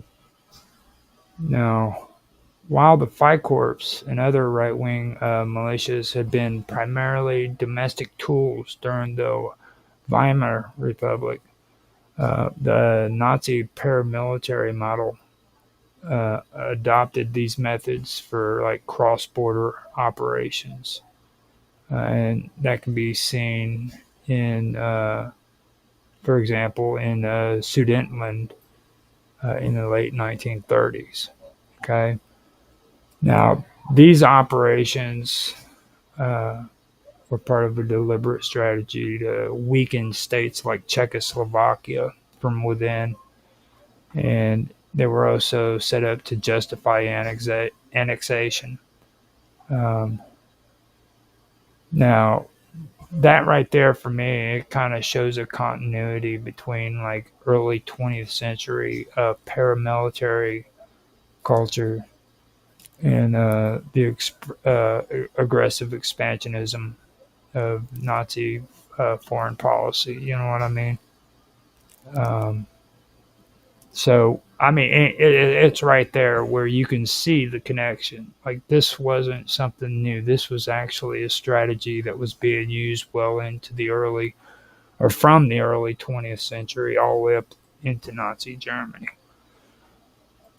You know, and I'll go ahead if you. I, Okay. okay. Now, the rise of Adolf Hitler and the Nazi Party, uh, all that did was intensify the pressures on Central Europe. Okay. Now, Hitler combined the ideas of ethno-nationalism, the cult of an authentic nation, and the aggressive assertion of German power in a vision that was both ideological as well as militaristic. Now, at the core of his worldview was ethno-nationalism. Okay, the idea that the German people, defined by race, language, as well as shared culture, were the authentic nation. Okay, and they were destined to dominate weaker or lesser people. Okay, now the cult of authentic nation under Hitler emphasized purity, continuity, and destiny. All right. He portrayed Germans as the inheritors of a historical mission tied both to the memory of past empires and to an imagined future of global leadership. Um, Czechoslovakia, as a newly established democratic and ethnically mixed state, uh, was then particularly vulnerable. Okay. Um, the Sudetenlands, with its significant German minority, became the focal point for Nazi subversion. Uh, Hitler's policy relied both on propaganda and covert paramilitary operations, like I just said, and that was in order to destabilize the region. Um, Now, in order to do that, he had to exploit ethnic grievances and the fear of German resurgence after the First World War. You know, um, now Masaryk and Benet then responded to that by strengthening alliances with France, then Britain, and neighboring Eastern European states. Um, Now, Benet was the one out of the two of them, in particular, who became deeply engaged in bloc politics. Okay. Now, he was the one who was really into it. And his idea was that he was ensuring that Czechoslovakia wasn't isolated uh, in a, a Europe that was increasingly dominated by aggressive powers. Because this is what it was. It was just a whole bunch of aggressive powers that were fighting for dominance and power. You had the Austria-Hungarian Empire that had collapsed, and all of these eastern countries were just pouncing on those areas for land. You know what I mean? Hmm. So that's basically how it played out, and Benet was the one who was like real deeply entrenched into what I call bloc politics. Now, despite these efforts, the Munich Agreement of 1938 demonstrated the limits of these strategies, basically. Um, France and Britain both seek to avoid direct conflict, which allowed Germany to annex the Sudetenland without Czechoslovakian consent. Now, this betrayal, in my opinion, exposed the vulnerability that small states had when who are dependent on alliances. You know what I mean? And it also underscores like the dangers inherent in ethnic-based claims and the use of paramilitary pressure uh, to achieve like political objectives. So that's kind of how that all played out from what I've taken in. You know what I mean? And this, believe it or not, is the easiest way of explaining all that. I don't know if all that made sense to you or not, but this is the easiest way I found to actually explain this stuff because it gets really, really complicated, dude. I mean, seriously. If you go in and oh, go ahead. Yeah, I was just thinking if it's not really complicated. Yeah, exactly. But, yeah. Like you go in and you try to read the textbooks on this stuff. I dare you, dude. Your head will hurt within at least a half an hour of reading that stuff. And I'm not talking about stuff on the internet. I'm talking about actual textbooks. It will hurt because the whole story behind what took place here is very, very confusing. It's very, very complicated, and there were a lot of things that were taking place during this time period. You know, like I mentioned at the beginning of the stream, I'm not going to mention the Dreyfus incident or Plum or whatever Bloom in France. Yeah. You know, because I mean that's what most people talk about during this time period and about the German occupation and stuff. But I mean, it really doesn't bring out what actually took place during this time period. at all. It just talks about how Germany invaded France within what 6 days, I think it was. You know, Yeah. so I thought that would be important before we started getting into fascism, because I know this is the area where your eyes are going to start getting all bright, and you're going to be happy to talk. And there's, there's nothing better than Talking about fascism. there, there's, Okay. no, there's nothing better than talking about freaking fascism. You know what I mean? Like when you especially when you're talking to socialists, like freaking when you're having an argument with a socialist over freaking fascism, dude, they come up with like the craziest stuff you ever. Actually, fascism is, you're talking about the Italian concept. I'm talking about We've it. got to be very careful here because I'm talking fascism about is I'm talking about any form of fascism. What they define as fascism. okay as the modern definition rather Right. than the actual definition. We can talk about the Italians and their form of fascism too, because Yeah. I'm going to be bringing some of that up, but also the German.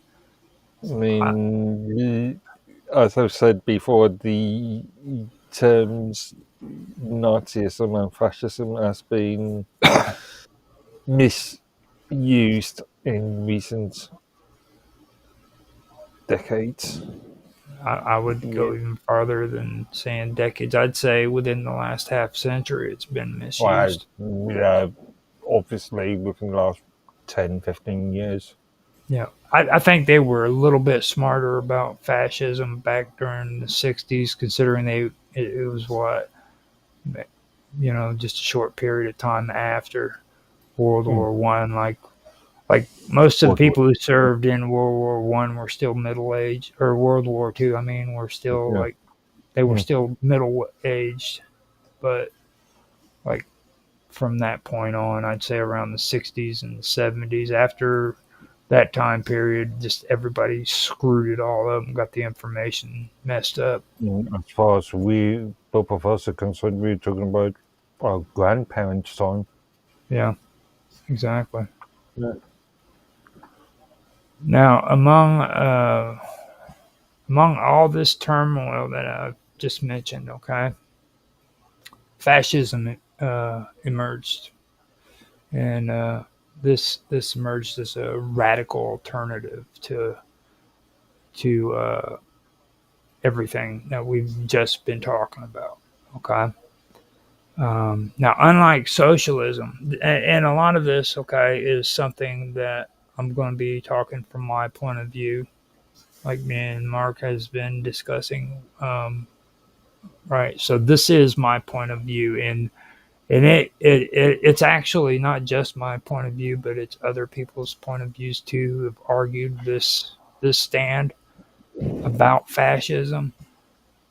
But intellectuals are tedious, and they're mind-boggling because they refuse to accept the facts when they're put right in front of them. Okay, when you look at Depends on which intellectuals you're talking about. yeah, all right, I'll give Still you called that one. intellectuals, yeah. Now, I'm going to point out point blank facts about freaking what fascism is supposed to be. Okay, and I'm going to also talk to you about socialism, and I'm going to show you something. Okay.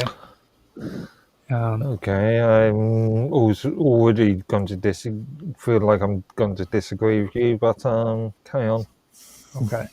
So, unlike socialism, which basically it supposedly seeks equality through international solidarity or liberalism. Um, okay. Progressive liberalism again. Now, Yeah, no. Yeah, you're conflating. well, no, I'm talking about modern liberalism, which Okay, okay, is okay. No, I'm Okay. not. I'm not talking. If I I've got to say get my if I say my if I'm referring to classic liberalism, I'll okay. I'm say gonna have classic to get my liberalism. head in sort of Generation Z sort of Okay. Now, uh, now, well, even unlike classical liberalism too. Okay, which also emphasized like individual freedoms, um, and socialism. It saw equality through international solidarity and stuff like that. Okay, unlike those two things, fascism um, fused nationalist state control and militarism into one single ideology. Okay, now it wasn't socialism in the redistribution or redistributive sense, uh, because wealth wasn't spread downward but upward instead. And what fascism did is it freaking did the same thing that socialism did, but instead of it being redistributed downward, it was redistributed upward to loyal elites and yeah. monopolies. Again, I don't like your usage of the word socialism on this point. What you're talking about is more Marxism. Again, my old argument about Marxism and left and right being the same side of the same coin. Okay. Well, The coin being socialism. Um, now, I is socialism about redistribution of wealth to the lower class? Yes, yes, but you can also make the argument that right wing socialism is about distributing to a national body, which then Right. gets redistributed back. Now, this is the beauty of it. This is the beauty of it, though. Okay, and you've hit on a good thing. This goes even further because nor was it like pure capitalism. Okay, and that's because of the free market. Okay, now the free Mm. market was subordinate uh, to political goals and strategic planning. Okay, instead, fascism it created an authoritarian system where resources, jobs, and contracts were distributed through regulations and state qualifications. Okay, and this would be monopolies. They use these programs to create monopolies, and they would funnel these, or they would just distribute all of these jobs and all of these resources to freaking people who were, approved by the government through regulation and approval, basically, in state qualifications. You know what I mean? Oh, Now this is where it's strikingly similar when it comes to socialism and redistribution. The only difference between fascism and socialism is that the redistribution takes place with socialism downward to the freaking to the miscreants, the poor and the decrepit. Lord Tenowitz. You know what I mean? I was Orwell meant to talk Well, about. where fascism did the complete opposite, and it created monopolies and and redistributed it to the elites and the corporate freaking people who were in favor, or who the government favored. You know what I mean? There was no free market there whatsoever. But your concept of socialism, what I would call Marxism, it's the same thing, I've never but on a much differentiated more them. wider sort of scale. I've never differentiated Marxism from Well, socialism you are using the term socialism because as a that's synonym what it for is. Marxism. See, But you need to stop allowing people to categorize these names. Like, there's no difference between a communist, a Marxist, or a socialist. isn't fascism just a form of national socialism? That's kind of what I'm getting at. Uh, So yeah, what you're calling socialism is I'm more I'm I'm of a calling it Marxist idea. I'm calling it fascism because it's the trendy hip thing to do in today's society. Okay, This okay. this is Stop thinking like a boomer. this is like this is like basically what I'm saying is the fascist idea is nothing more than taking socialist programs and creating monopolies out of those socialist programs in order to funnel that money into elite hands or into corporations like the Krupps that were that But were on only solely on a state level. right, right, exactly. But then again, the trickle down argument. Well, that would So happen in a free market, though. You see what I'm saying? you, uh, That would actually happen. to the people that to the workers of that organization. Mhm. Well, So as long as you're a member of that organization, you it, receive a share of. when it comes to the situation that was taking place there during that time period, though, it gets a little bit more intense. Um, um, the whole thing about the redistribution idea when it came to these monopolies, um, they were favored by the state. All right. Um, now it wasn't capitalism and it wasn't socialism. Um, the three the free market was subordinate, you know, to political goals and strategic planning Yeah. when it comes to the free market. Now, instead of that, fascism it created an authoritarian um, system where resources, jobs, and contracts uh, Mm. were distributed through regulations and state qualifications. Now, ordinary citizens gained opportunities only through loyalty, while industrial magnates thrived through monopolistic privileges. Okay. This arrangement, if you look at it, it echoes Bismarck's earlier strategies too. Okay.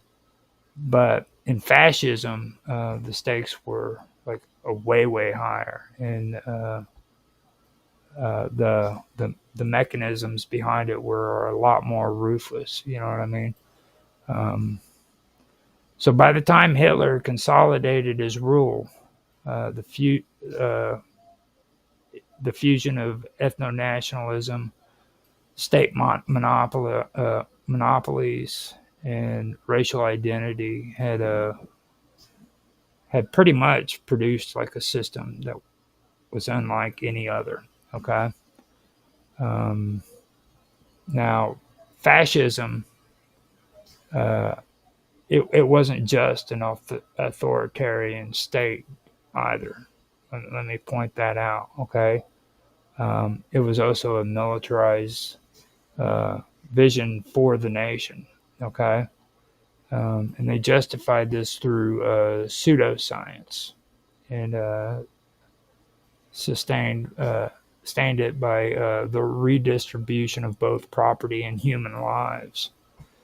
This is where we start getting into the cult of authenticity. You know what I mean? But We, arguably, what you would call socialism, what I would call Marxism, is also the redistribution of yeah, property and I'm just explaining it. yeah. You're actually filling in the blanks, to be honest with Mm. me. And let me make this point clear. I don't support socialism or fascism. I'm just Um, I'm just putting. um, I do. socialism, in modern context, such as national healthcare. Do you That's say? socialism, national socialism, to be more precise. Yeah.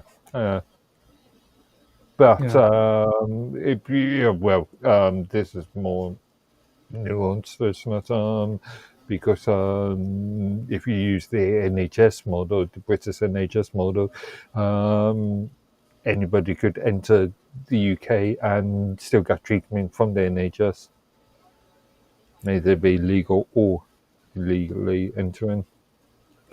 Well, it all depends on how well National Socialists uh, get along with social democrats. Okay, because you have to understand these socialist groups don't work too well together. Okay, now social democrats would love it if you could just freaking walk into a hospital and get health care for free. Nobody asks your name. Nobody, you know what I'm saying? They would love that. That would be the true freaking form of socialism in their opinion, and the state would pay for all the Obviously, bills. yeah. So it's not free. Well, I hate this terminology. I hear all the time. Well, the NHS is free. No, it's not. It's paid by taxation. It's free at the point of usage, but it's still not free. well, how are they going to tax you in a socialist in, society? Because like you're not going to get paid, so how are they going to take money from your earnings? Okay, so I mean that whole taxing you is gone. So where are they going to come up with the money to pay these poor doctors? Oh, hold up! They don't have to pay. I'm They just don't have using to the pay doctors in a socialist yeah. I'm society, just using the sort of current British model, right? post 1945 model.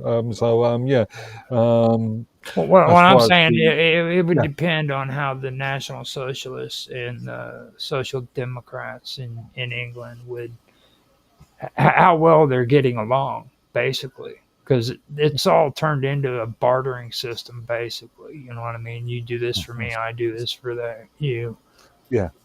yeah. Tit for tat kind of politics these days. So it would, and I was talking about the other day, what was it? The Independent Labor Party, and then you had the Labor Party. Now, the Mm, Independent Labor Party was the more radical uh, socialist group out of the two. And they actually had, even though they were a smaller group, they kept their independence. And even though they were smaller, they still held influence over the Labor Party. You see what I mean? mm, So So that's kind of where I see that, where you would have to have these socialist groups actually in agreement in order for that to take place. mm. And I don't even want to guess how crazy that would be in England after last year. I mean, my head was getting ready to explode. And then Otto kept wanting to talk about what was the Fabian Society. I'm like, nah, dude, we're not going there. That's just not going to happen. Okay. I fought Actually, tooth yeah. and I was nail. going to say the Fabian concept has cropped up recently in a few of my other discussions with other people. Yeah, Yeah. So mm, the cult of authenticity demanded purity. the economy demanded loyalty, and the ideology demanded sacrifice. Okay, that's what this new form of fascism was about when it came to fascism in Germany and Italy, basically. Um, so, with that being said, it has to be understood that the war wasn't just fought on the battlefields. Okay, it was also fought in factories, camps, and occupied villages, where the labor and the lives of like conquered people were consumed in the service of like German power. You know what I mean? Mm. Um, the ethnic and nationalist tensions that had been simmering for decades were now weaponized for military goals. Um, where the 19th century had seen majorization policies and debates over cultural homogeneity. The 20th century saw entire populations uprooted and destroyed in the name of racial destiny. Okay. Now, the same forces of romantic nationalism that had once inspired dreams of freedom and unity were twisted into justification for conquest and annihilation at this point. Hitler's vision was aggressively militaristic, linking ideology to concrete strategies of expansion and conquest. All right. Um, Lebensraum, or in English, living space, it became a guiding principle. All right. Germany was to expand eastward to secure land for ethnic Germans, uh, and also displace or eliminate populations considered non-German. Mm. And they were also going to establish strategic dominance over Europe. Okay. Um, so military preparation and paramilitary organizations were very essential for this to take place. And that's where organizations like the SA and later the SS functioned both as instruments of terror and practical enforcers of expansionist policies. What was you going to say? I was just thinking, ethnically German or ethnically Aryan. Well, during when according to the Germans, they would say Aryan, but Yeah, um, because I'm thinking of the various Islamic factions that fought on the side of the Germans. now for me personally, I look at this kind of like as the pan Russianism and the pan Slavic stuff that we were talking about, and their their their identity that they use to promote pogroms and ethnic cleansing and stuff like that. Okay. Now, Russia claimed to be like the savior of the Slavs. But the whole secret behind pan Slavism or pan Russianism is the fact that in order for, according to their ideology, in order for the Slavs to be safe, Moscow has to be safe. So everything Mm. rotates around the survival of Moscow and Russia.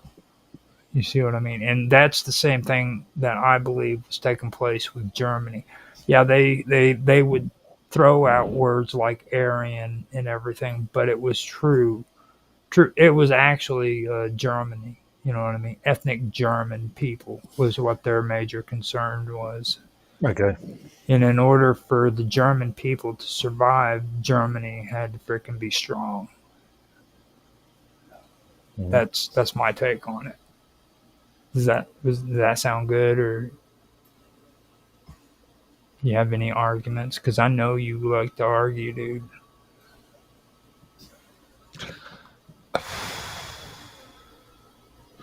Uh, difficult one. I'll have to think about that one I can. further. Okay, we can come back to that. Yeah. You can table that when you got your thoughts straight. And, okay, so uh, Germany's full occupation. Okay, Mm. and that's something that I want to get into. Germany's full occupation of Czechoslovakia. Okay, which took place in like 1939. It removed the independence of the Czech lands, and it forced the Slovak territories into a German-aligned puppet state, basically. Throughout the war, the ethnic and nationalist tensions that had characterized Europe for decades had then become manipulated to serve military and ideological goals. Okay, uh, the regime framed ethnic Germans living outside of the Reich as a natural extension of the German nation, and they asserted that they were oppressed minorities in need of protection. Okay, so this narrative justified territorial expansion into Austria, the Sudetenland, and later Poland.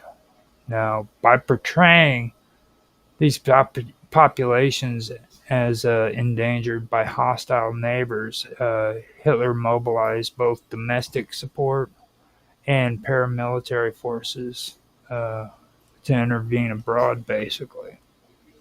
And that's basically how all of that played out.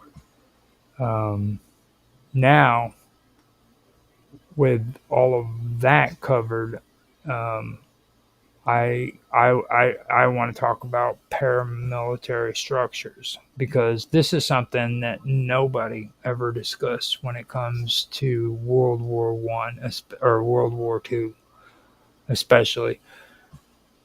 You know, you can talk about Nazi Germany all you want until your face turns blue, but until you learn about what paramilitary structures are, you're not really going to get an idea of what was really taking place during that time period. Um, this is very, very crucial for people to learn if they're into history. I don't know if you know what that means, Mark. Are you Uh, aware? sorry. What Paramil- paramilitary? Paramilitary structures. I've got a concept of, I but yeah, let you carry on. Okay, so Nazi Germany employed a systematic persecution of Jews, Romani people, and political dissidents and other groups deemed threats to the authentic German nation. Okay, paramilitary structures that had begun as instruments of domestic suppression in the Weimar era at this point were now being expanded uh, into instruments of mass terror and conquest. This demonstrated like the lethal potential of combining nationalism with ethno-nationalist ideology and militarized enforcement. Um, Fascist leaders didn't merely exclude minorities from political participation, they redefined them as biologically inferior and unworthy of citizenship. And that would mean that Jews, Romans, and Slavic people were unworthy of citizenship. So these people were stripped of professions, barred from education, and deprived of rights. Um, Romania rather than Romans. You said well, Romans. Well, Yeah. yeah. I got Roma. what you mean, but yeah. Okay, hold up. Roma is the Well, yeah, that's yeah. More that's correct. code Yeah. word for gypsy, dude. Roma. Well, that's area of Romanians, Eastern Europe. yes. Yeah, yeah. That's basically. Don't tell a gypsy that though, okay? Just do me a favor. Never tell a gypsy that. Don't correct them. The former state of Transylvania. Well, I mean, just don't correct them about the Roma people by saying Romania. Don't do that. They get a little agitated by that. So now, the the thing that you were talking about with the Aryans, okay, that's the Hmm. process of Aryanization, okay. That's basically what it was referred to, Aryanization. Now, the process of Aryanization transferred Jewish businesses and properties to loyal Germans, okay, redistributing wealth as a reward for obedience. Now, in Okay, sorry, I was thinking of Arianism in the more to the medieval concept. yeah, well, Yeah, well, Aryanization is pretty much the same thing. You know what I'm saying? It's like mm, that was the whole concept, even from all of the other countries. So um, this wasn't really that far of a reach when it came to Germany either, because like you know how we were talking about the Middle East, they had the Aryan Bank mm, in freaking the Middle East, which was one of the major banking systems in freaking in freaking Palestine during that time period. You know what I mean? Like if you were in that region, you had to bank through the Aryan Bank.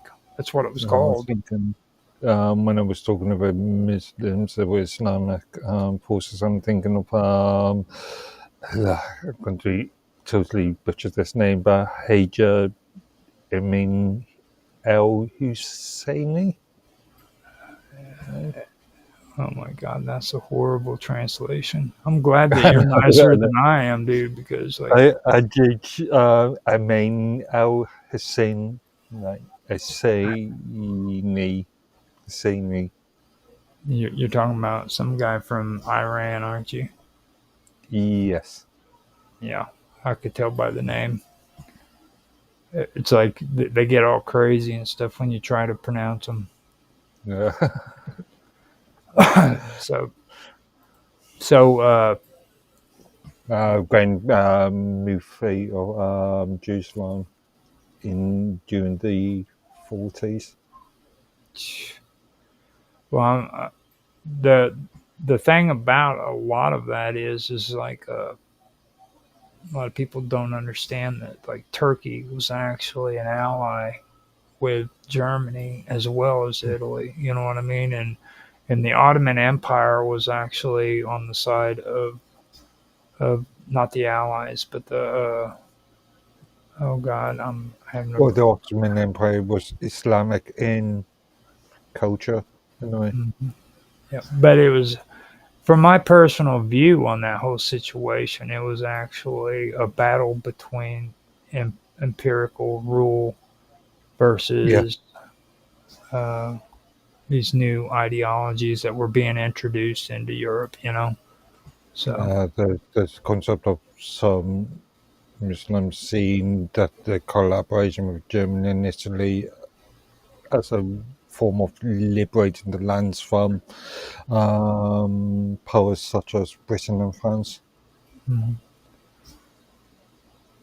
So the like I was talking about, they would take and transfer businesses and property to loyal Germans, okay, as a reward for obedience. Now, in this way, racial ideology became inseparable from economic redistribution.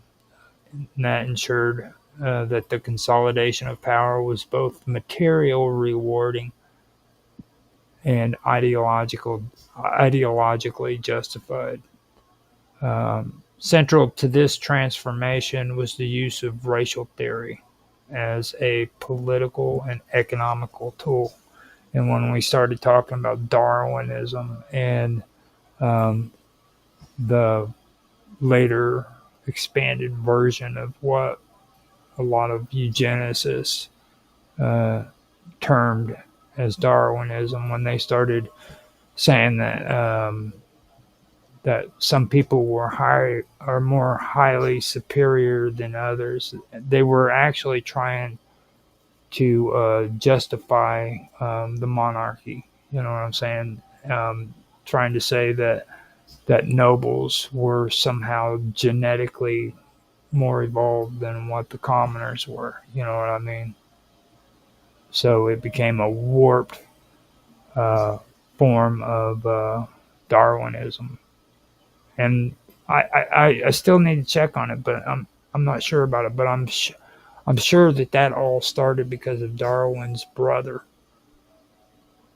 Yeah, you mentioned this last week on And I was going not really sure. I was going to check that out, and I wasn't really for sure on if that's true or Hmm. not. And it literally just slipped my mind. So, but that's what I have heard. That's probably the biggest conjecture I've said tonight. And Mark Edworthy's going to point it out at some point. I'll let you do the research on that one. Because again, like you, I'm unsure of one. Now, a lot of this is the use of what is termed as racial theory. Okay, and that was used as a political and economical tool. Okay. Um, Now, as the Second World War unfolded, this system reached its probably most horrific stage. Okay. Um, this is where the Nazi regime viewed conquered populations in Eastern Europe not as citizens, but as expendable labor. All right. Well, as I mentioned with that Elf Flynn film earlier, not the Nazi Party considered a lot of external states as slave labor, as slaves. Right. Exactly. Yeah. This is the part I was saying where the good stuff is going to come, where you can talk about that because it does go deep. Now, you'll hear, and I'm not saying that it's not true, but a lot of people always talk about like the persecution of the Jews, and I've even mentioned the persecution of the Gypsies. But they also did this slave labor.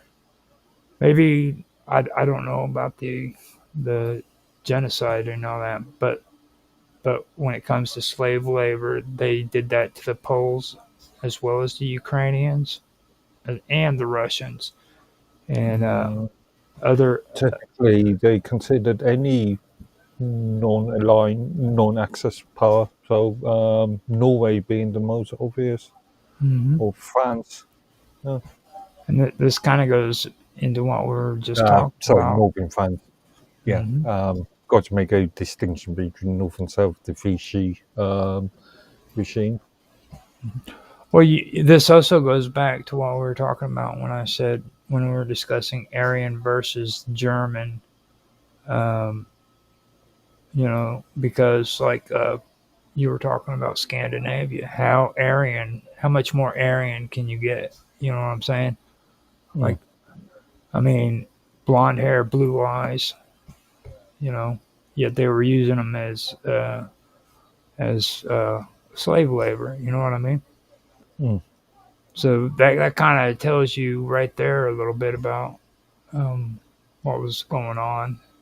You know, now this whole Aryan thing could have pretty much been just propaganda. In order to fuel people into following the Nazi ideologies and stuff like that, because it does make your blood boil. You know what I mean? When you read through that stuff, it does make your blood boil, and it gives you this unfamiliar freaking form of excitement. You know what I mean?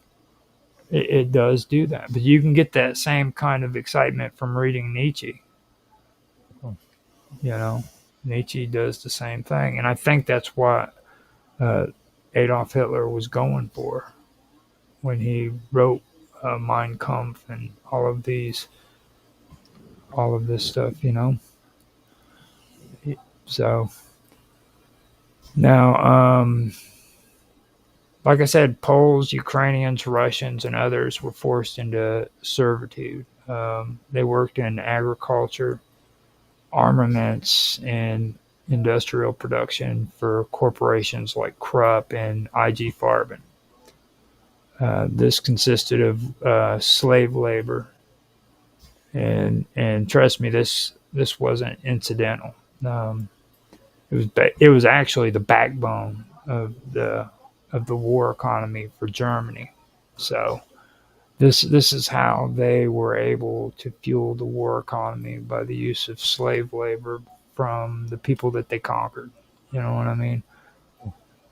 And from the people also that they put into concentration camps, like the Jews, the Roman, or the Romanians, not the Romas, the Romanians, and That was only that, what they considered as political dissidents and being right, interned, and that didn't meet the criteria.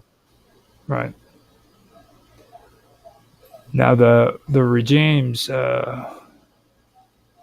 racial ideology also declared that these people were uh, these these people nat- were naturally suited for toil work. You know, um, while their dis disposability, I guess disposability, while their disposability paved the way for their eventual extermination, and that would consist of uh, people like the gypsies and the Nazi, or the Jews. Um, Concentration camps expanded from sites of detention into centers of forced labor, and eventually into death camps. Uh, the transition from exclusion to exploitation, then to annihilation, it wasn't like a sudden leap. Um, it was actually, if you go according to the system's racialized economics, was actually like a logical extension. You know what I mean? I know that that doesn't sound very humane, doesn't sound very right, but when you look at what they were doing in the system that they had, it was only the next logical extension to the process, basically. You know what I mean? Um, so the claim that Jews had betrayed Germany during the First World War, um, that was known as the stab in the back myth. It provided the emotional fuel for this ideology. Um, and just things of that nature is what they use to fuel this kind of belief system. You know, I've done research over and over and over and over again, and I've found no evidence that proves that the stab in the back myth ever happened Mm, whatsoever. agreed. Yeah. You know, but Yeah. to this, Yeah. Piece of propaganda you're at the end of the day. you know, but I haven't. I've found absolutely no evidence whatsoever that any of that actually was true whatsoever. None. As a matter of fact, Um, before World War yeah. II, Germany was the greedy bankers that freaking were mistrusted. You know, yeah. The old cliche of Jews being the banker, being the world bankers, and being the world is just a form of propaganda yeah. on most of it. Yeah. But to this day, I've found no evidence, no incident to substantiate the claim. Um, Well, now, arguably, this goes back to sort of Roman mythology or Roman sort of propaganda. mhm.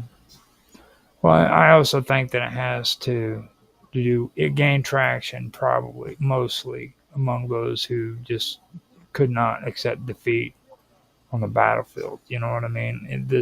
It most likely went back to the defeat after World War One is what it was. They just could not Okay, accept it. okay. I was going to go back even further and make an argument that it could actually be more Christian propaganda.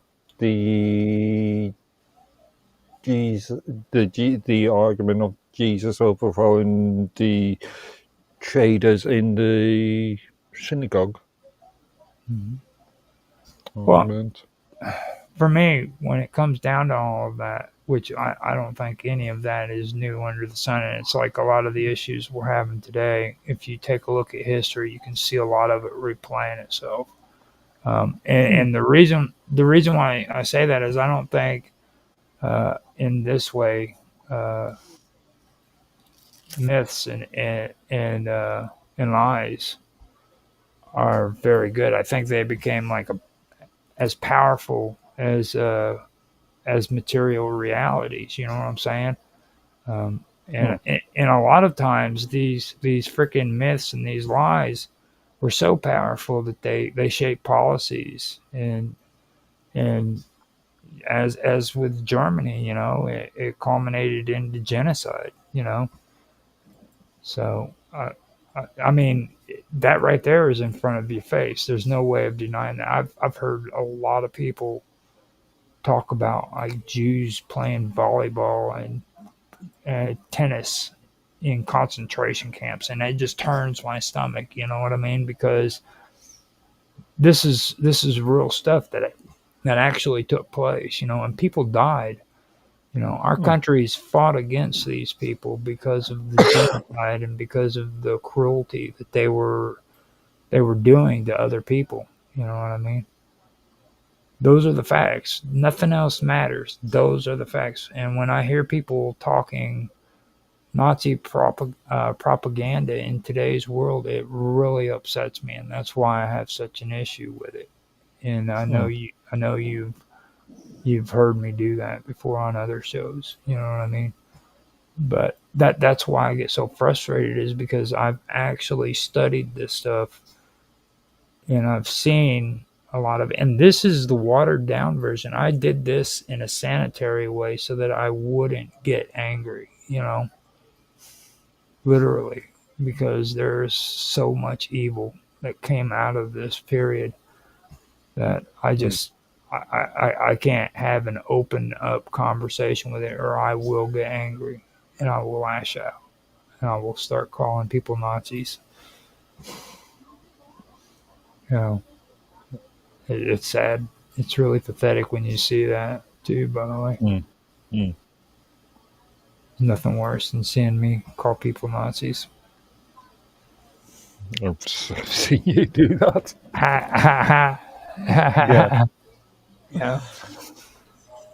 So with all of that, I'm wanting to end this World War II thing altogether tonight. So before we end this, is there anything that you want to bring up that we possibly missed, or just something that you wanted to add in to the conversation before we end it? Because after this, I want to go into the EU. I don't even want to mess around with the rebuilding of Europe. I just want to start at the Okay. EU. Okay. You know, Quite a leap. So you well, got to. the, we could do the rebuilding of Europe, but we're going to have to talk about things that that a lot of people today have considered to be conspiracy, which isn't. So you're We going. could talk about the sort of Russian, the post World War II, because if you're going to talk about the EU or the um, European Economic, the EC, Well, rather than the EU. there really isn't that much time difference, to be honest with you. I mean, um, You're talking about mostly, well, say 1945 the to what? the foundations of the EU, or what is now the EU, the say, came out of sort of the mid 50s. Yeah. So you're talking maybe a 10-year time difference. I could pull together maybe a 10-year span of what took place there. Keep it light, you know what I mean? So that we can kind of explain the rebuilding of Europe, but not get too technical so that we can get into the EU. Because we got three Okay. more episodes this year and I wanna be able to do it. Okay. Yeah. You can only pack in so much. I mean, we want to do this right, and getting the EU out there and kind of explaining what's going on in today's world with the European Union is really important, in my opinion. European Union stroke European Commission. Yeah. Hmm. So, I mean, it's your call on that. What you want to do? Do you want to go that route? Kind of go over the Reconstruction period and then like go right into the EU shortly after. Maybe do that. Yeah, I think that makes more sense. Okay. And then we can touch on East-West Germany, and the Soviet Union, and Yeah, because the well, reunification yeah, of Germany. Yes, that's actually a good point. hmm. Yeah, never even thought. I forgot all about that. And the fact that Germany is the ringleader of the EU. Oh, Brussels technically. Brussels. Don't get me Brussels, started. but Germany has a, or has had a Look, fundamental influence in. I try to stay civilized on this show, okay? But I'm gonna tell you something. You never trust people with little feet. Ever. Okay. Poirot was one of the greatest detectives ever. That's why I Right. know Angelo Lansbury was the greatest detective ever. One of the. Yes. Let's not forget Mr. Holmes. Well, yeah. I mean, you can't go without saying, Mr. Holmes, but he's not Agatha Christie, though. You know what I'm saying? Okay. Yeah. So we had to say something nice about Agatha Christie before we ended this. So it's after 3 hours now. Before we go, man, you want to tell everybody how they can reach you if they want to get in contact with you and talk to you? Yeah, sure. Simple enough. I'm on minds.com under the username Medworthy. Okay. And you So, can find you can find me too at Roger Hansen or Roger underscore Hansen at minds.com, as well as at ROGLOL1973 on X. Now I do stream on Rumble. I also stream on Kick and Twitch and YouTube, as well as DLive. On DLive, you can find me there at Roger underscore Hansen, and Kick, you can also find me at Roger underscore Hansen. On YouTube and on Rumble, you can find me at the Praetorian, where I do these shows every week for 12 episodes each year. and we usually go from one area to the. That's how it's played out, where we've gone from one area to the other. Like the first season was the United States, second season was England, and now we're covering Europe, and we're discussing political history. So we do that once a year for 12 episodes, and we are now going into the European Union on episode 10, right, Mark? European Union. Oh, well, yeah. 10, let's call it, let's look at the Soviet thing first and then jump into, seeing as we've got three It'll, episodes. yeah, it'll work. It'll work out. Okay. Write up a few notes and let's have a look at them and then, yeah. Well, let me correct myself because we had just discussed that we will be talking about the reconstruction of Europe and the lead up to what would be the EU, and then go into the EU. European EEC, EU, EC. Yeah. So So they're all sort of different segments with the same thing. so with me and Mark Edworthy, there is so much excitement, like, and with us, man. All we can say that is, if you like this episode, please like, subscribe, share, make comments down in the comments section, guys.